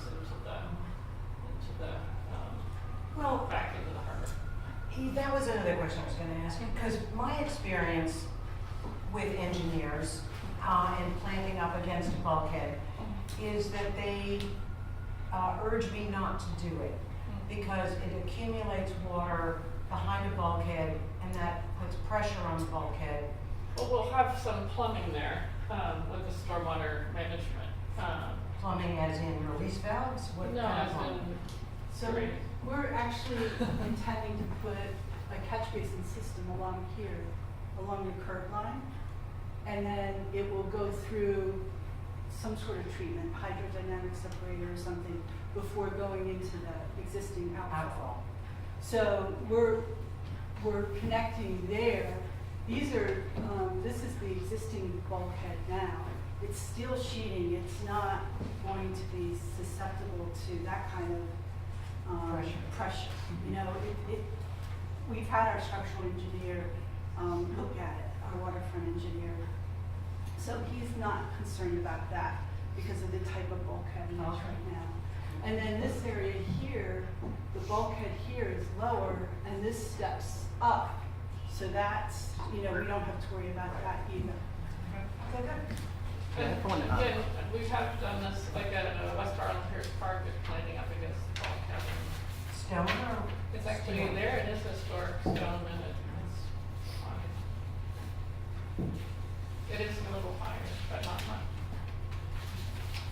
I just have one small comment about the historical framing. It seems minor, but it's kind of important because I think this is a media site. on the waterfront, I think that took place in New Jersey. So it's not actually the site of on the waterfront or something. Sort of like the character of what Yeah. went on. There's View from the Bridge, it's an Arthur Miller play that's has to do with the Brooklyn waterfront. That might be another interesting reference to bring up. We'll watch our analogy. Any other comments? Okay, thank you. Public meeting is now commencing with the consent agenda. We have items 26960 to 26999 and item 26933, which was held over from the last meeting due to lack of quorum. Please make note of the conditions of approval as recommended by the various committees and the recusals. Staff has noted Commissioner Hawkinson's recusal from item 26933 and Commissioner Shepherd's recusal from 26964, 26982, and 26983. Are there any other recusals not noted? No, for the record, there are no other recusals. And for the record, no members of the public have signed up to testify on the consent items. So will someone make a motion to approve the consent? A second? Second. All in favor, please raise your right hand. Okay, we have unanimous approval on the consent agenda.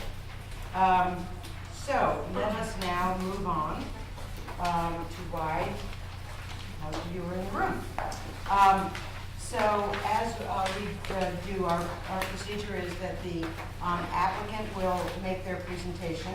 We will then hear public testimony, and then the commissioners will deliberate and take a vote. So here we are on item 27000, the Elizabeth Cady Stanton and Susan B. Anthony Monument. Who is here to make the presentation for? Meredith. All right. Would you like us to stand here? Yes.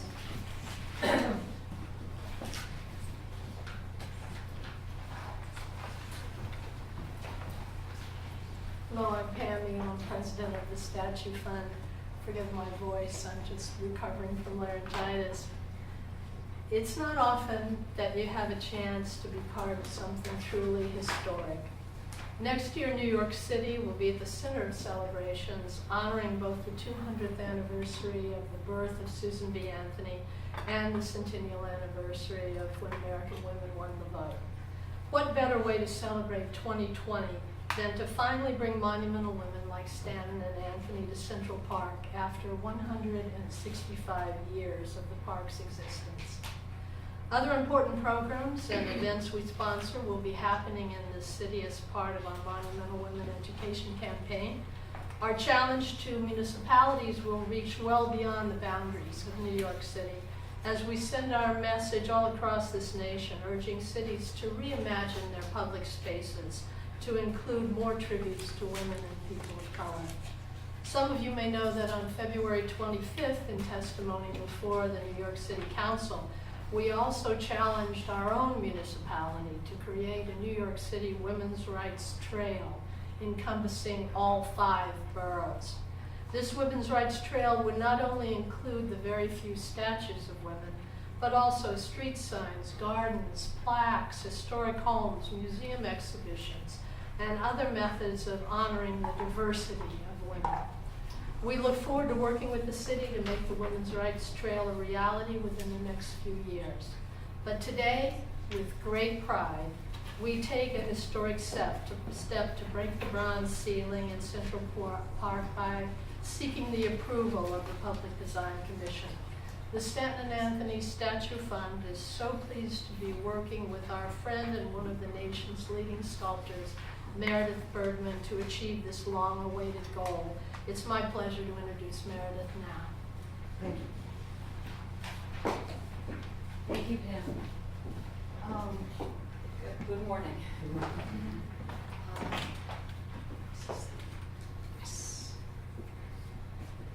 Executive Director Moore has described public design in New York as an iterative process, so here's a review of where we have landed. I have moved the statue from the corner so that the Elizabeth Cady Stanton Susan B. Anthony monument is now sited directly across from the monument to the 19th century poet Fitzgreen Halleck, filling in a missing monument and preserving the symmetry, the exact symmetry of the design of Central Park's Literary Walk. The monument stands 15 feet high, similar to the nearby monuments. For Literary Walk, I portrayed Elizabeth Cady Stanton and Susan B. Anthony as writers, remembered for changing the world through their powerful and persuasive speeches and publications. The style of the sculptural rendering and the style of the pedestal are in harmony with the style of the other monuments in the collection of Literary Walk.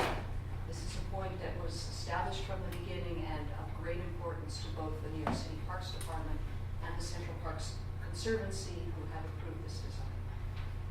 However, I removed the scroll and the ballot box, and the chair back based on Alice Paul's jailhouse door pin that was awarded to later suffragettes have been removed, and all references to the larger movement to secure votes for women.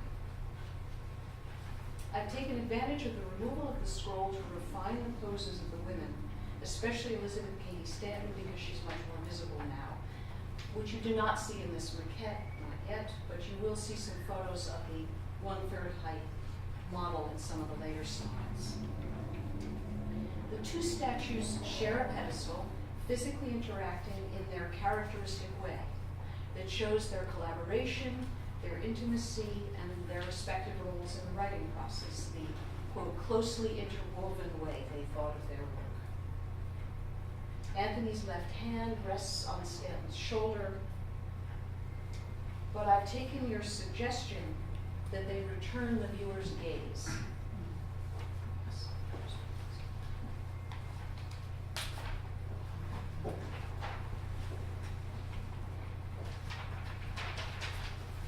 So, unlike the other statues of writers along the wall, they are looking at and directly engaging with us as though they see us. Stanton is seated in the traditional pose for men and women of letters. She is a contemplative figure, but full of energy. Anthony is standing, caught in the moment of arrival, because she is a figure of action. The inscription identifies the women as women's rights pioneers, and the pedestal includes a quotation from each woman, which serves to identify each figure. So Stanton's quotation is under Stanton, and Anthony's is under Anthony.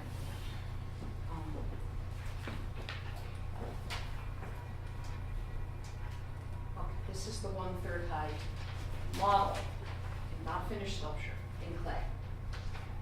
Like the other statues throughout Central Park, these figures have their essential and defining attributes.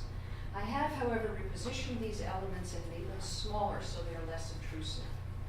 Anthony wears her trademark shawl and has her famous alligator bag, that, quote, little portmanteau stuffed with facts, unquote, that Stanton remembered Anthony bringing her as fodder for their speechwriting.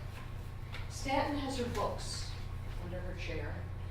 As a child, she wanted to amend the laws unfair to women by cutting them out of her father's law books with scissors. But as an adult, with Anthony, she first succeeded in getting New York state laws changed to allow married women and widows some few property rights. That was their first piece of activism, terribly important long before they began to fight for the vote. The books under her chair refer to those law books and to earlier pioneers of women's rights like Mary Wollstonecraft. There's also a little pamphlet, a copy of the Declaration of Sentiments that Stanton wrote for the world's first Women's Rights Convention in 1848, which Stanton, with a few others, organized. And Stanton's writing table is based on the actual writing table Stanton used in her home, an artifact which survives. The statues will be cast in silicon bronze with a medium brown patina, a sample of bronze here, you can see it, waxed and anchored with stainless steel rods to a berry gray granite pedestal with a home finish. So this is not super shiny. It's small grained enough that the inscriptions can be carved and will be precise and legible. The pedestal will be constructed in 3 parts, in 3 sections. So the curved ends and the central apparently block will be over a concrete core. This is similar to the Roddy Burns statue and other statues. Yes, as are many of the older monuments in the park. The hand-chiseled engraving of the inscriptions will further enhance the monument's place in this majestic Central Park context. These photos of the 1/3 height model show work in progress as of several weeks ago. I have already made the handbag smaller and lower because it looked like it needed it than it appears in these photos, and I will be making similar small design changes overall to make the whole composition work in the most elegant way possible. The faces are far from finished, and many of the surfaces lack detail in this model. We will show you photos of them finished when we present for preliminary approval.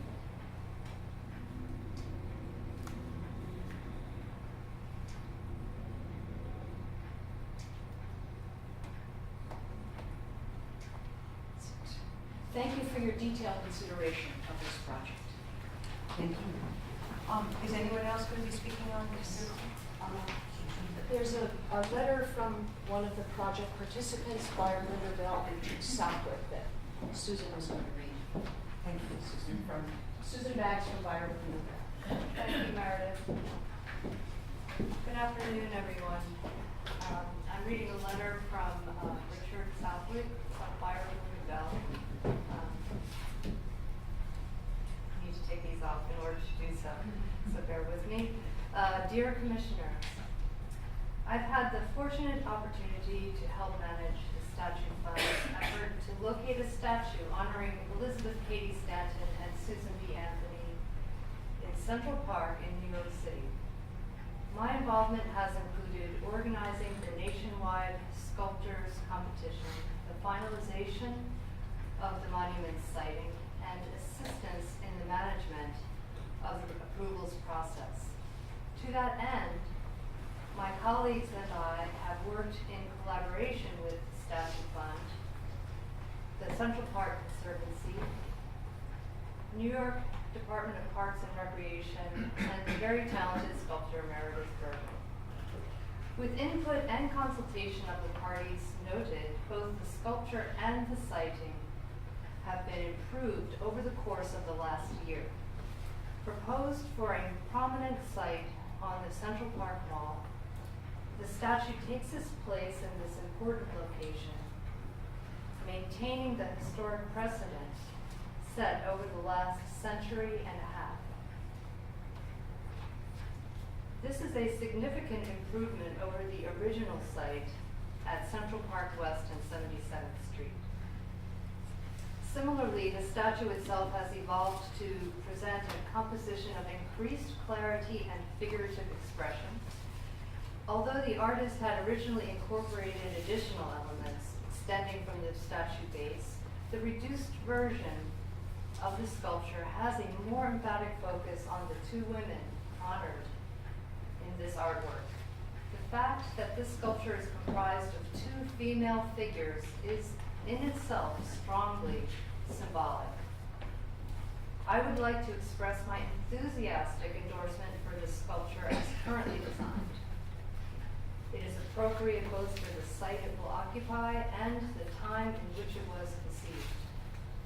Sincerely, Richard Southwick. Thank you. And now we have, So does that conclude your presentation? I have the order of people who've signed up here to speak publicly. yes, yes. Okay.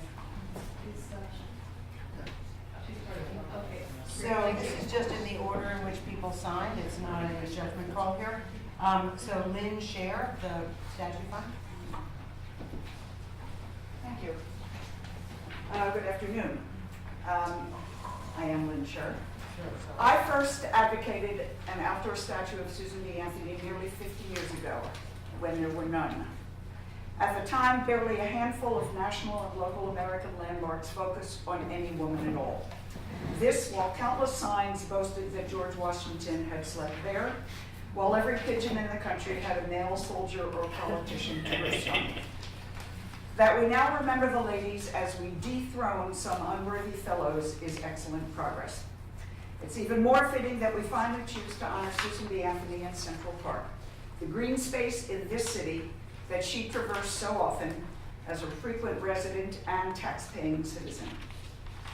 And how perfect that she's partnered with her brilliant mentor and colleague in Suffrage, Elizabeth Cady Stanton. Their working friendship, unique to any time, helped create, organize, spearhead, and inspire the fight that ultimately won us the right to vote, and so many other rights as well. But this recognition has likely been distracted by ugly, uninformed noise, by passion parading as fact. Based on welcome new scholarship about the lives of many women of color, whose stories further detail the grueling fight for the right to vote, it has become fashionable to suggest that those black women's contributions were hidden, erased from history, as they were elbowed out of the limelight. That African American women were, in today's overused term, thrown under the bus by their white sisters as the suffrage battle turned political. That white women, including Stanton and Anthony, were racists, unworthy of honor. Since I cannot, within my allotted time, refute every single bit of mangled history, I direct you to the handouts that I've provided, including some letters printed in the New York Times and some op-eds with chapter and verse about the misinformation. But as a journalist and author who cares about facts, especially in these fact-challenged times, I'd like to clarify the big story. Here's the truth, minus some of the inflamed rhetoric. The battle for the vote spanned 72 years, crossing many decades and many viewpoints. We are a nation of conquerors, later divided by the Civil War, claiming to strive for something special. Flawed? You bet. Idealistic? Thank goodness. Occasionally sidetracked? Perhaps. But like most of the, and these women were never unaffected by the context that they lived in. But like most of the early suffragists, they fought the mainstream as abolitionists, repelled by slavery, desperate to flee their black sisters and brothers and guarantee their rights. Their goal, these two women, was universal suffrage, the right to vote based on citizenship, not race or gender or anything else. Time. Oh, can I just quickly finish? Thank you very much, I'm sorry. They understood that leaving the matter to the states, not the federal government, would result, quoting Anthony here, in petty freaks and cunning devices to exclude one and another class of citizens from suffrage. That led to Jim Crow, voter suppression, total corruption. Their goal was the right to vote for all women. Neither lived to see it. Towards the end of the suffrage campaign, as white supremacy gained strength during ratification of the 19th Amendment, new leaders made questionable compromises. This has nothing to do with the founders. To suggest that 20th century bigotry defined the goals and actions of Stanton and Anthony in the 1800s is glib at best, history at worst. So let's get real. New narratives are always welcome. And of course, women of color were part of the story. Many of their tales have long been documented. But their accomplishments do not diminish the work of these pioneers. This statue commemorates the unique contribution of two extraordinary women. I want my grandchildren to look up to them and to many other women as well. Thanks very much. Thank you. Colleen Jenkins? Hello? Hello? Hello? My name is Colleen Jenkins. For 6 years, I've been the vice president of the Elizabeth Cady Stanton Susan B. Anthony Statue Fund. For 67 years, I've been the great-great-granddaughter of Elizabeth Cady Stanton. What I'd like to do is, our family worked with the documentary filmmaker, Ken Burns, and he has given a letter of support, which I'd like to read with you.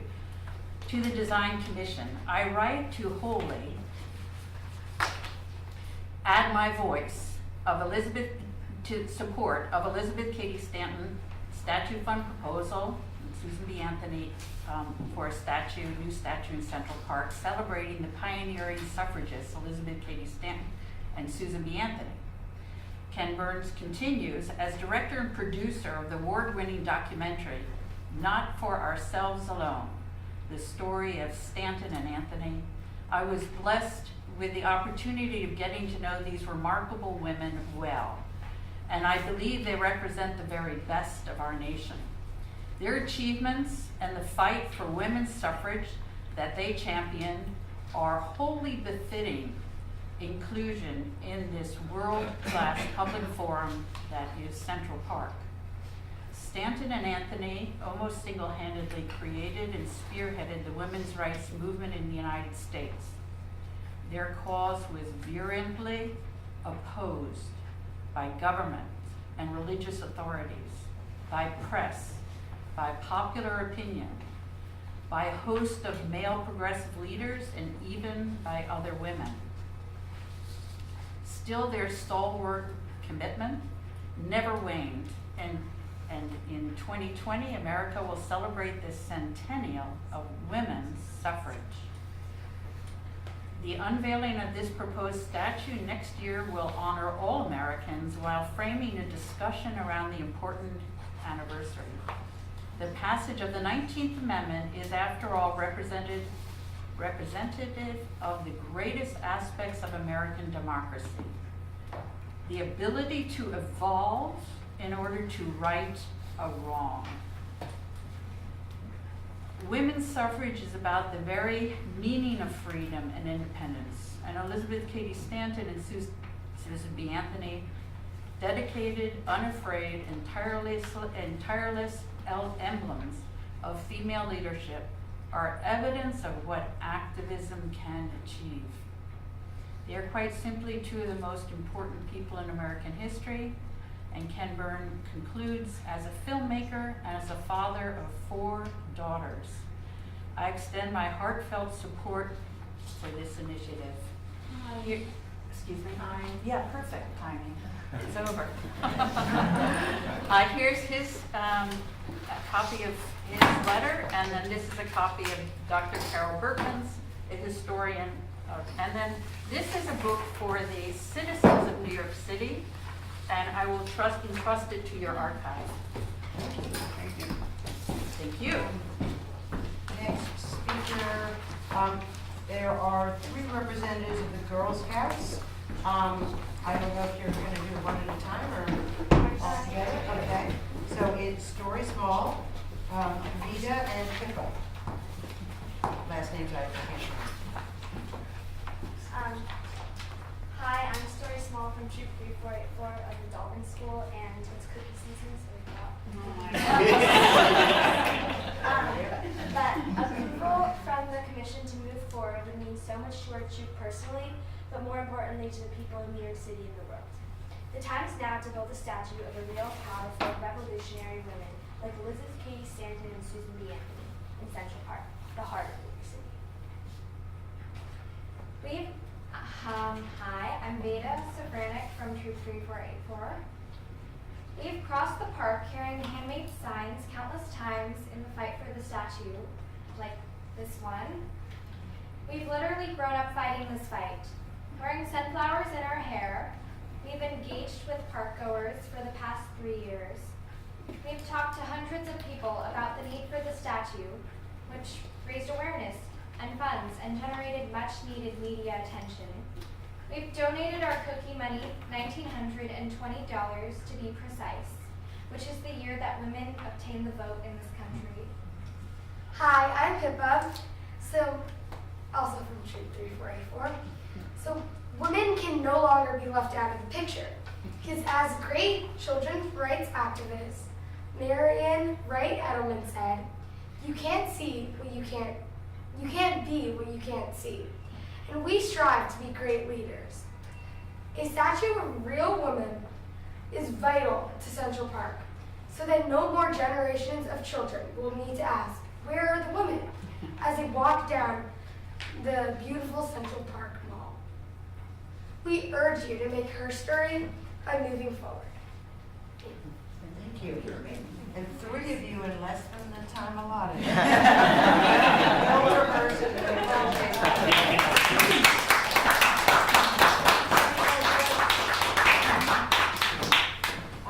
Harriet Seney? Seney.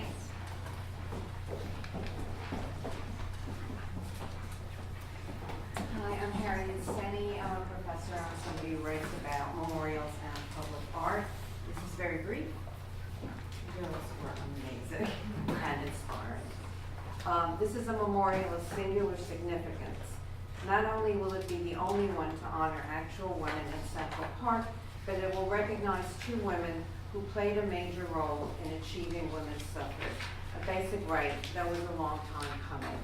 Elizabeth Cady Stanton and Susan B. Anthony are portrayed here as actual women, each with their distinct role made clear.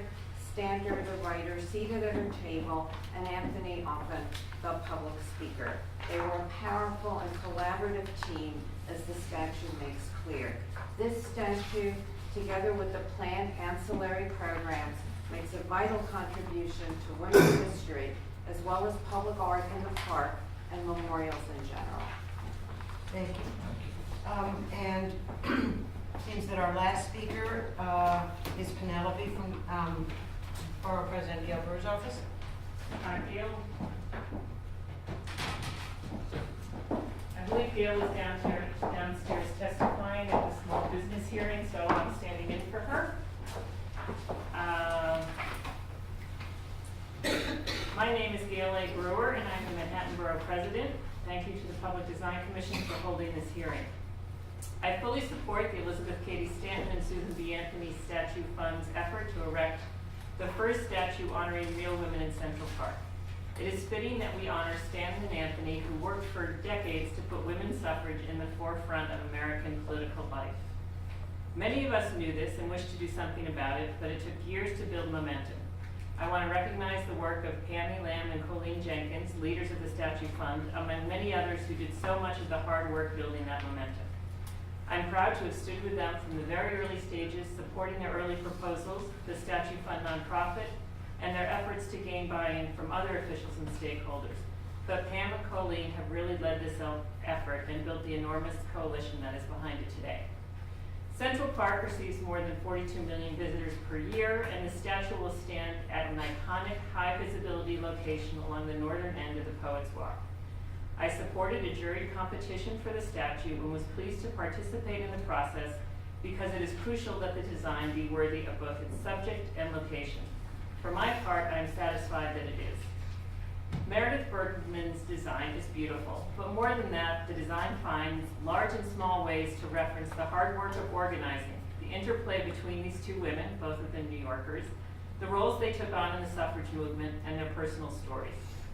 Finally, I believe this monument, the message behind it, and the message we send by erecting it are all urgently needed now. The struggles of the women's suffrage movement and the role that these women and so many others played in it remain an inspiration today.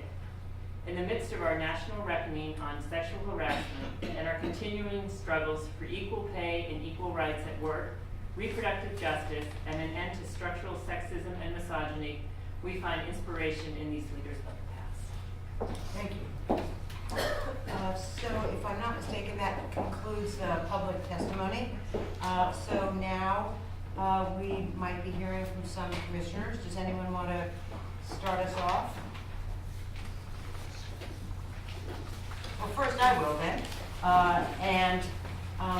Thank you very much, the Statue Fund and the sculptor in particular for your responsiveness to the comments that have been made to get us here today. And I think we're on a very good path. There may be a couple of issues that arise, but in general, we thank you very much.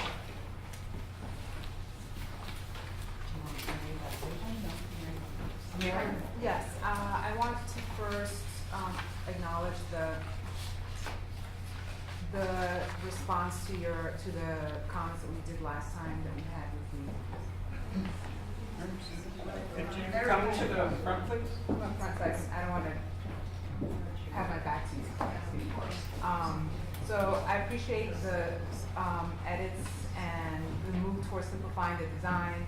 My suggestion to you would to remember, I do not remember commenting specifically about the gays needing to change from them sort of having an interpersonal relationship with the design.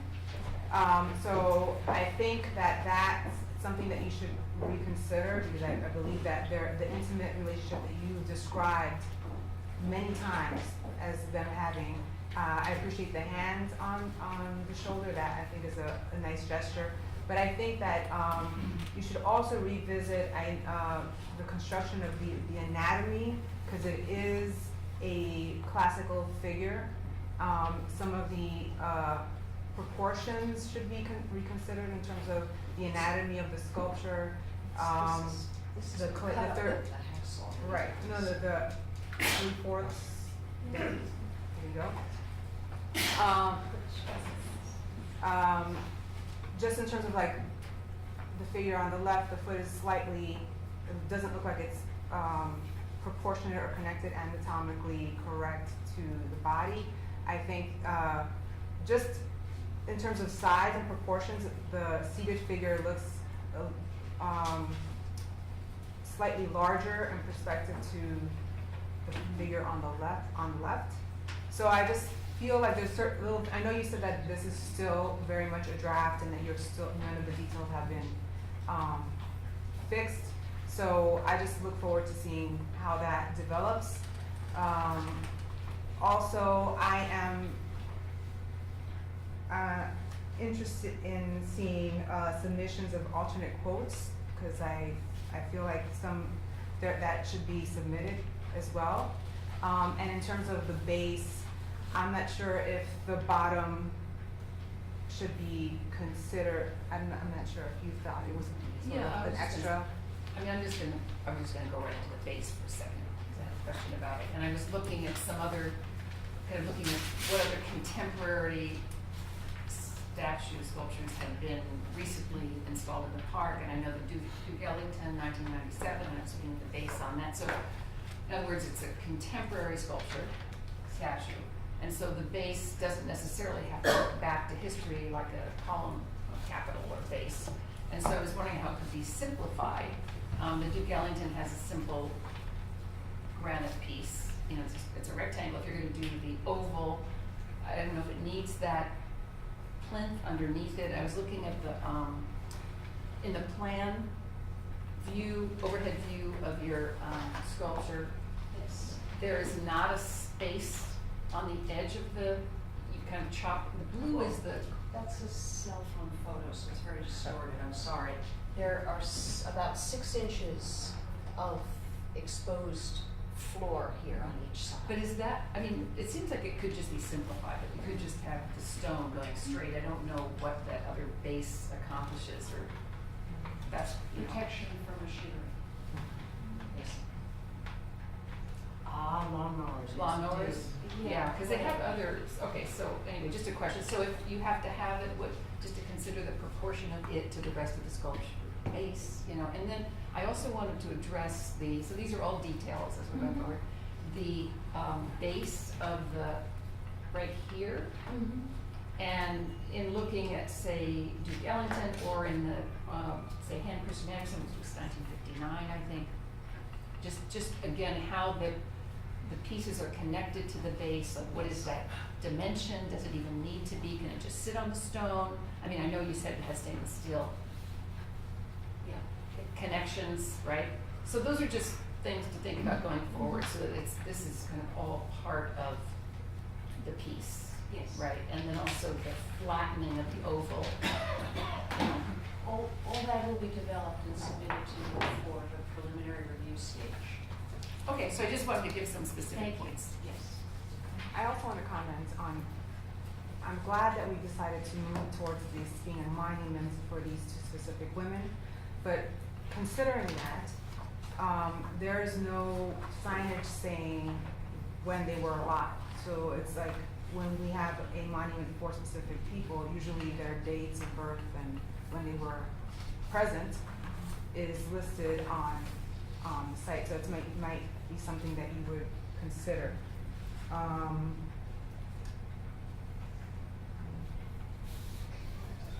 Excuse me, if I could just add, that it is common now that there are no sculptures in Central Park where that is the case presently. This is a monument that we're building in 2019. I know, I'm just for reference, that's all. You're right, it's absolutely common practice now. If we're going in that direction, I would dearly like to replace some of the additional biographical information. If we're going to have dates, why not say that they were abolitionists and suffragists and women's rights? I mean, as we simplify and remove for a variety of reasons, I think it's better to stay with the style of Central Park. But we'll discuss that. The statute fund has to rule on all of this. This is not up to me what's instructed. I was going to express my appreciation for your responsiveness to our comments before, and also the I think directing the attention now in this version to the two women, I think makes it a stronger statue and monument. And I think it's just the start of all that will be, following as part of this initiative to highlight more women throughout New York City, to memorialize the work the progress that's been done. So I think some of these comments then, I want to,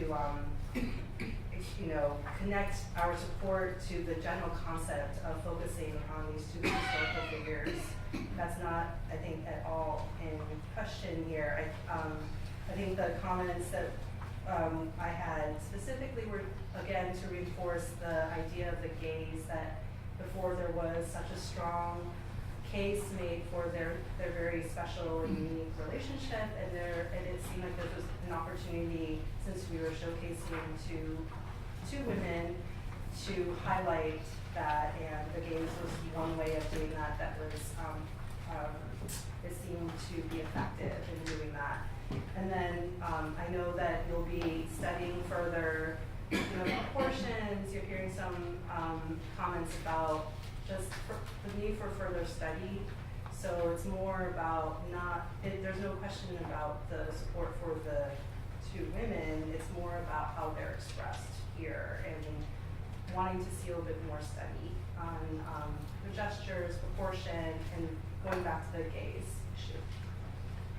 If I can add, I'll dissent somewhat. I think I like the separate gaze where I love the figure, the signature. I love the energy and the whole feeling of mass. She was massive. Was she? Totally different body types, so they're never going to look the same. I like that a lot. Yes.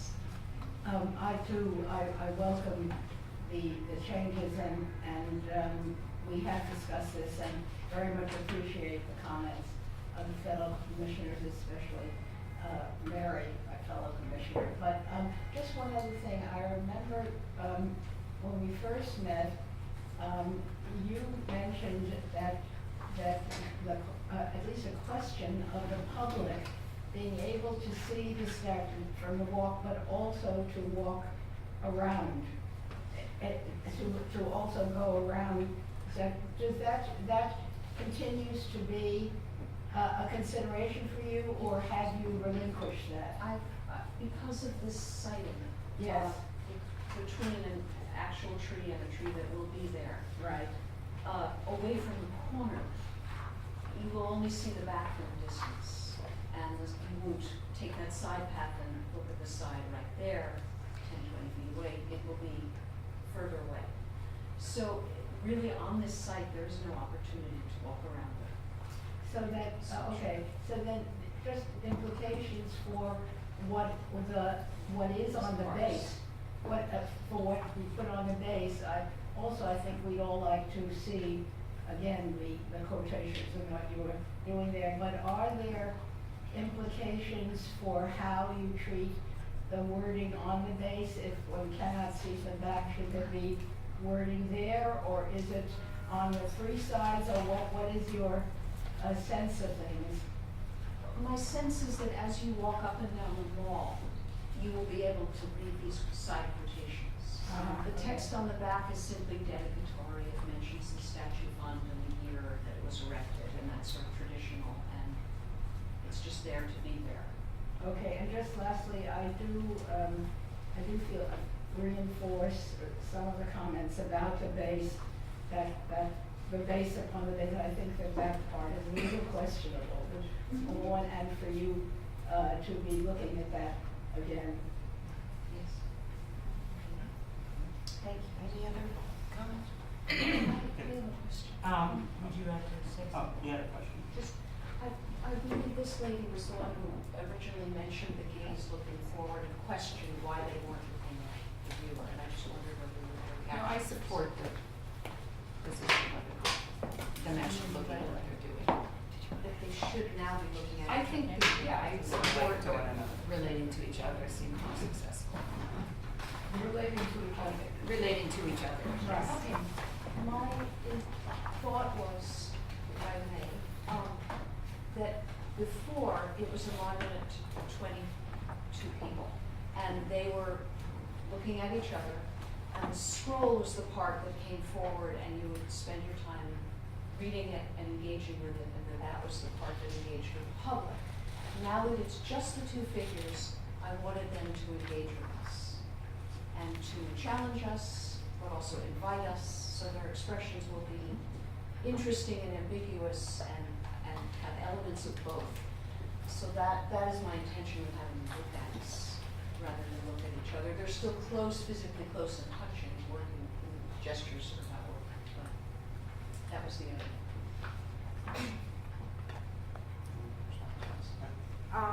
I just reiterating that I think it was more successful when they had this interpersonal play. I thought that was a strong element from the design originally. I also do want to mention that there was, I'm happy to see two women as part of the statue fund, but in discussion and remembering our discussion, I hope that the intention for the statue fund is to consider a more diverse palette of historical women. That was the impetus for us to not sort of use that scroll as a footnote to the others. So I urge the statue fund to consider having a more diverse, from the onset of not just at this point when we're in front of the commission, but perhaps on the onset of the idea, it would be in your best interest to have an outside or considerable, consider a more diverse committee to select not just who should be monumented, but also the artists that are presented to make the work. So I believe there was an extremely diverse group of jurors and a diverse group of applicants, and I believe it is very much in our interest to hear from the statue fund, which is not me, about their I'm saying it should be reflective.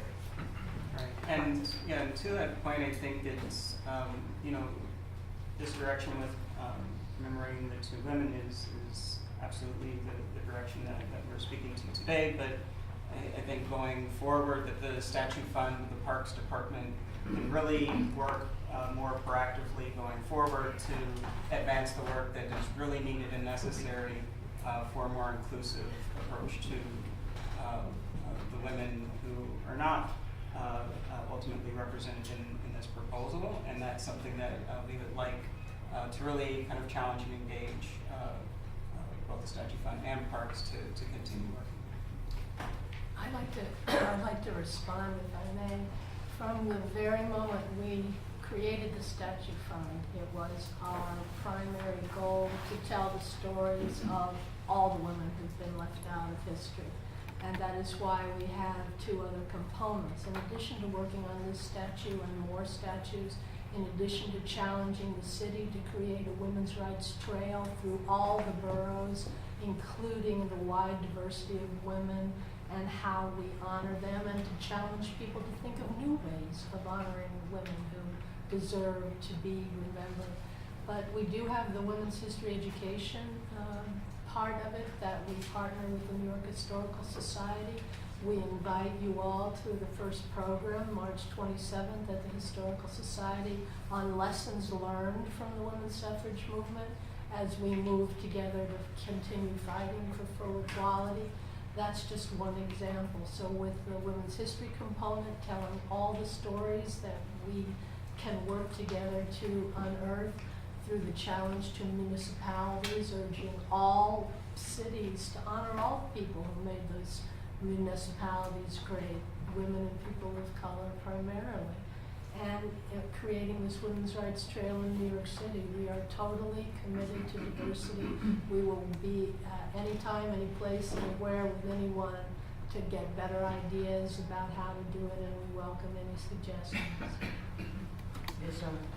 I just want to represent the Parks Department to we appreciate the intent of the statute fund to broaden its efforts in representation of history and sculptural history for that matter. I do want to say that the Parks Department itself has for more than a generation already begun this process. I just state for the record that in the last 40 years of the 25% of sculptures have gone up to specific individuals within the park's collection. 70% of it are persons of color or women. It's not a fact that makes it onto the public record very often. This doesn't mean that we don't have a lot to go ahead of us, but we're working closely with our fellow colleagues in cultural affairs to further redress that, but it's something that's begun organically, and the city has taken an active interest now to accelerate that process. So thank you. And I think that's we'll be looking to work with everyone on the sort of the earlier commissioning side of this conversation, because I do think that that's where a lot of this work needs to happen ultimately, is kind of earlier in the process as projects are conceived. So it's something I want to engage about. So we will now take a vote. I would just like to say that I'm quite compelled by your last statement with regard to the gays. And you've obviously heard two different voices expressed. I think before you go off and make any revisions with regard to the gays, I would like to ask the commission to do a side-by-side with what you had shown previously and what you've presented today, so that we give you a consensus direction. So if you don't mind just pausing on that particular matter. All right, so we have before us a approval request for conceptual approval. Would someone like to make a motion to do so? Approved. A second? All in favor of approving this for conceptual, raise your right hand. You have unanimous approval. Thank you. There will be some conditions noted of what we just, no surprises will be in that. Thank you very much.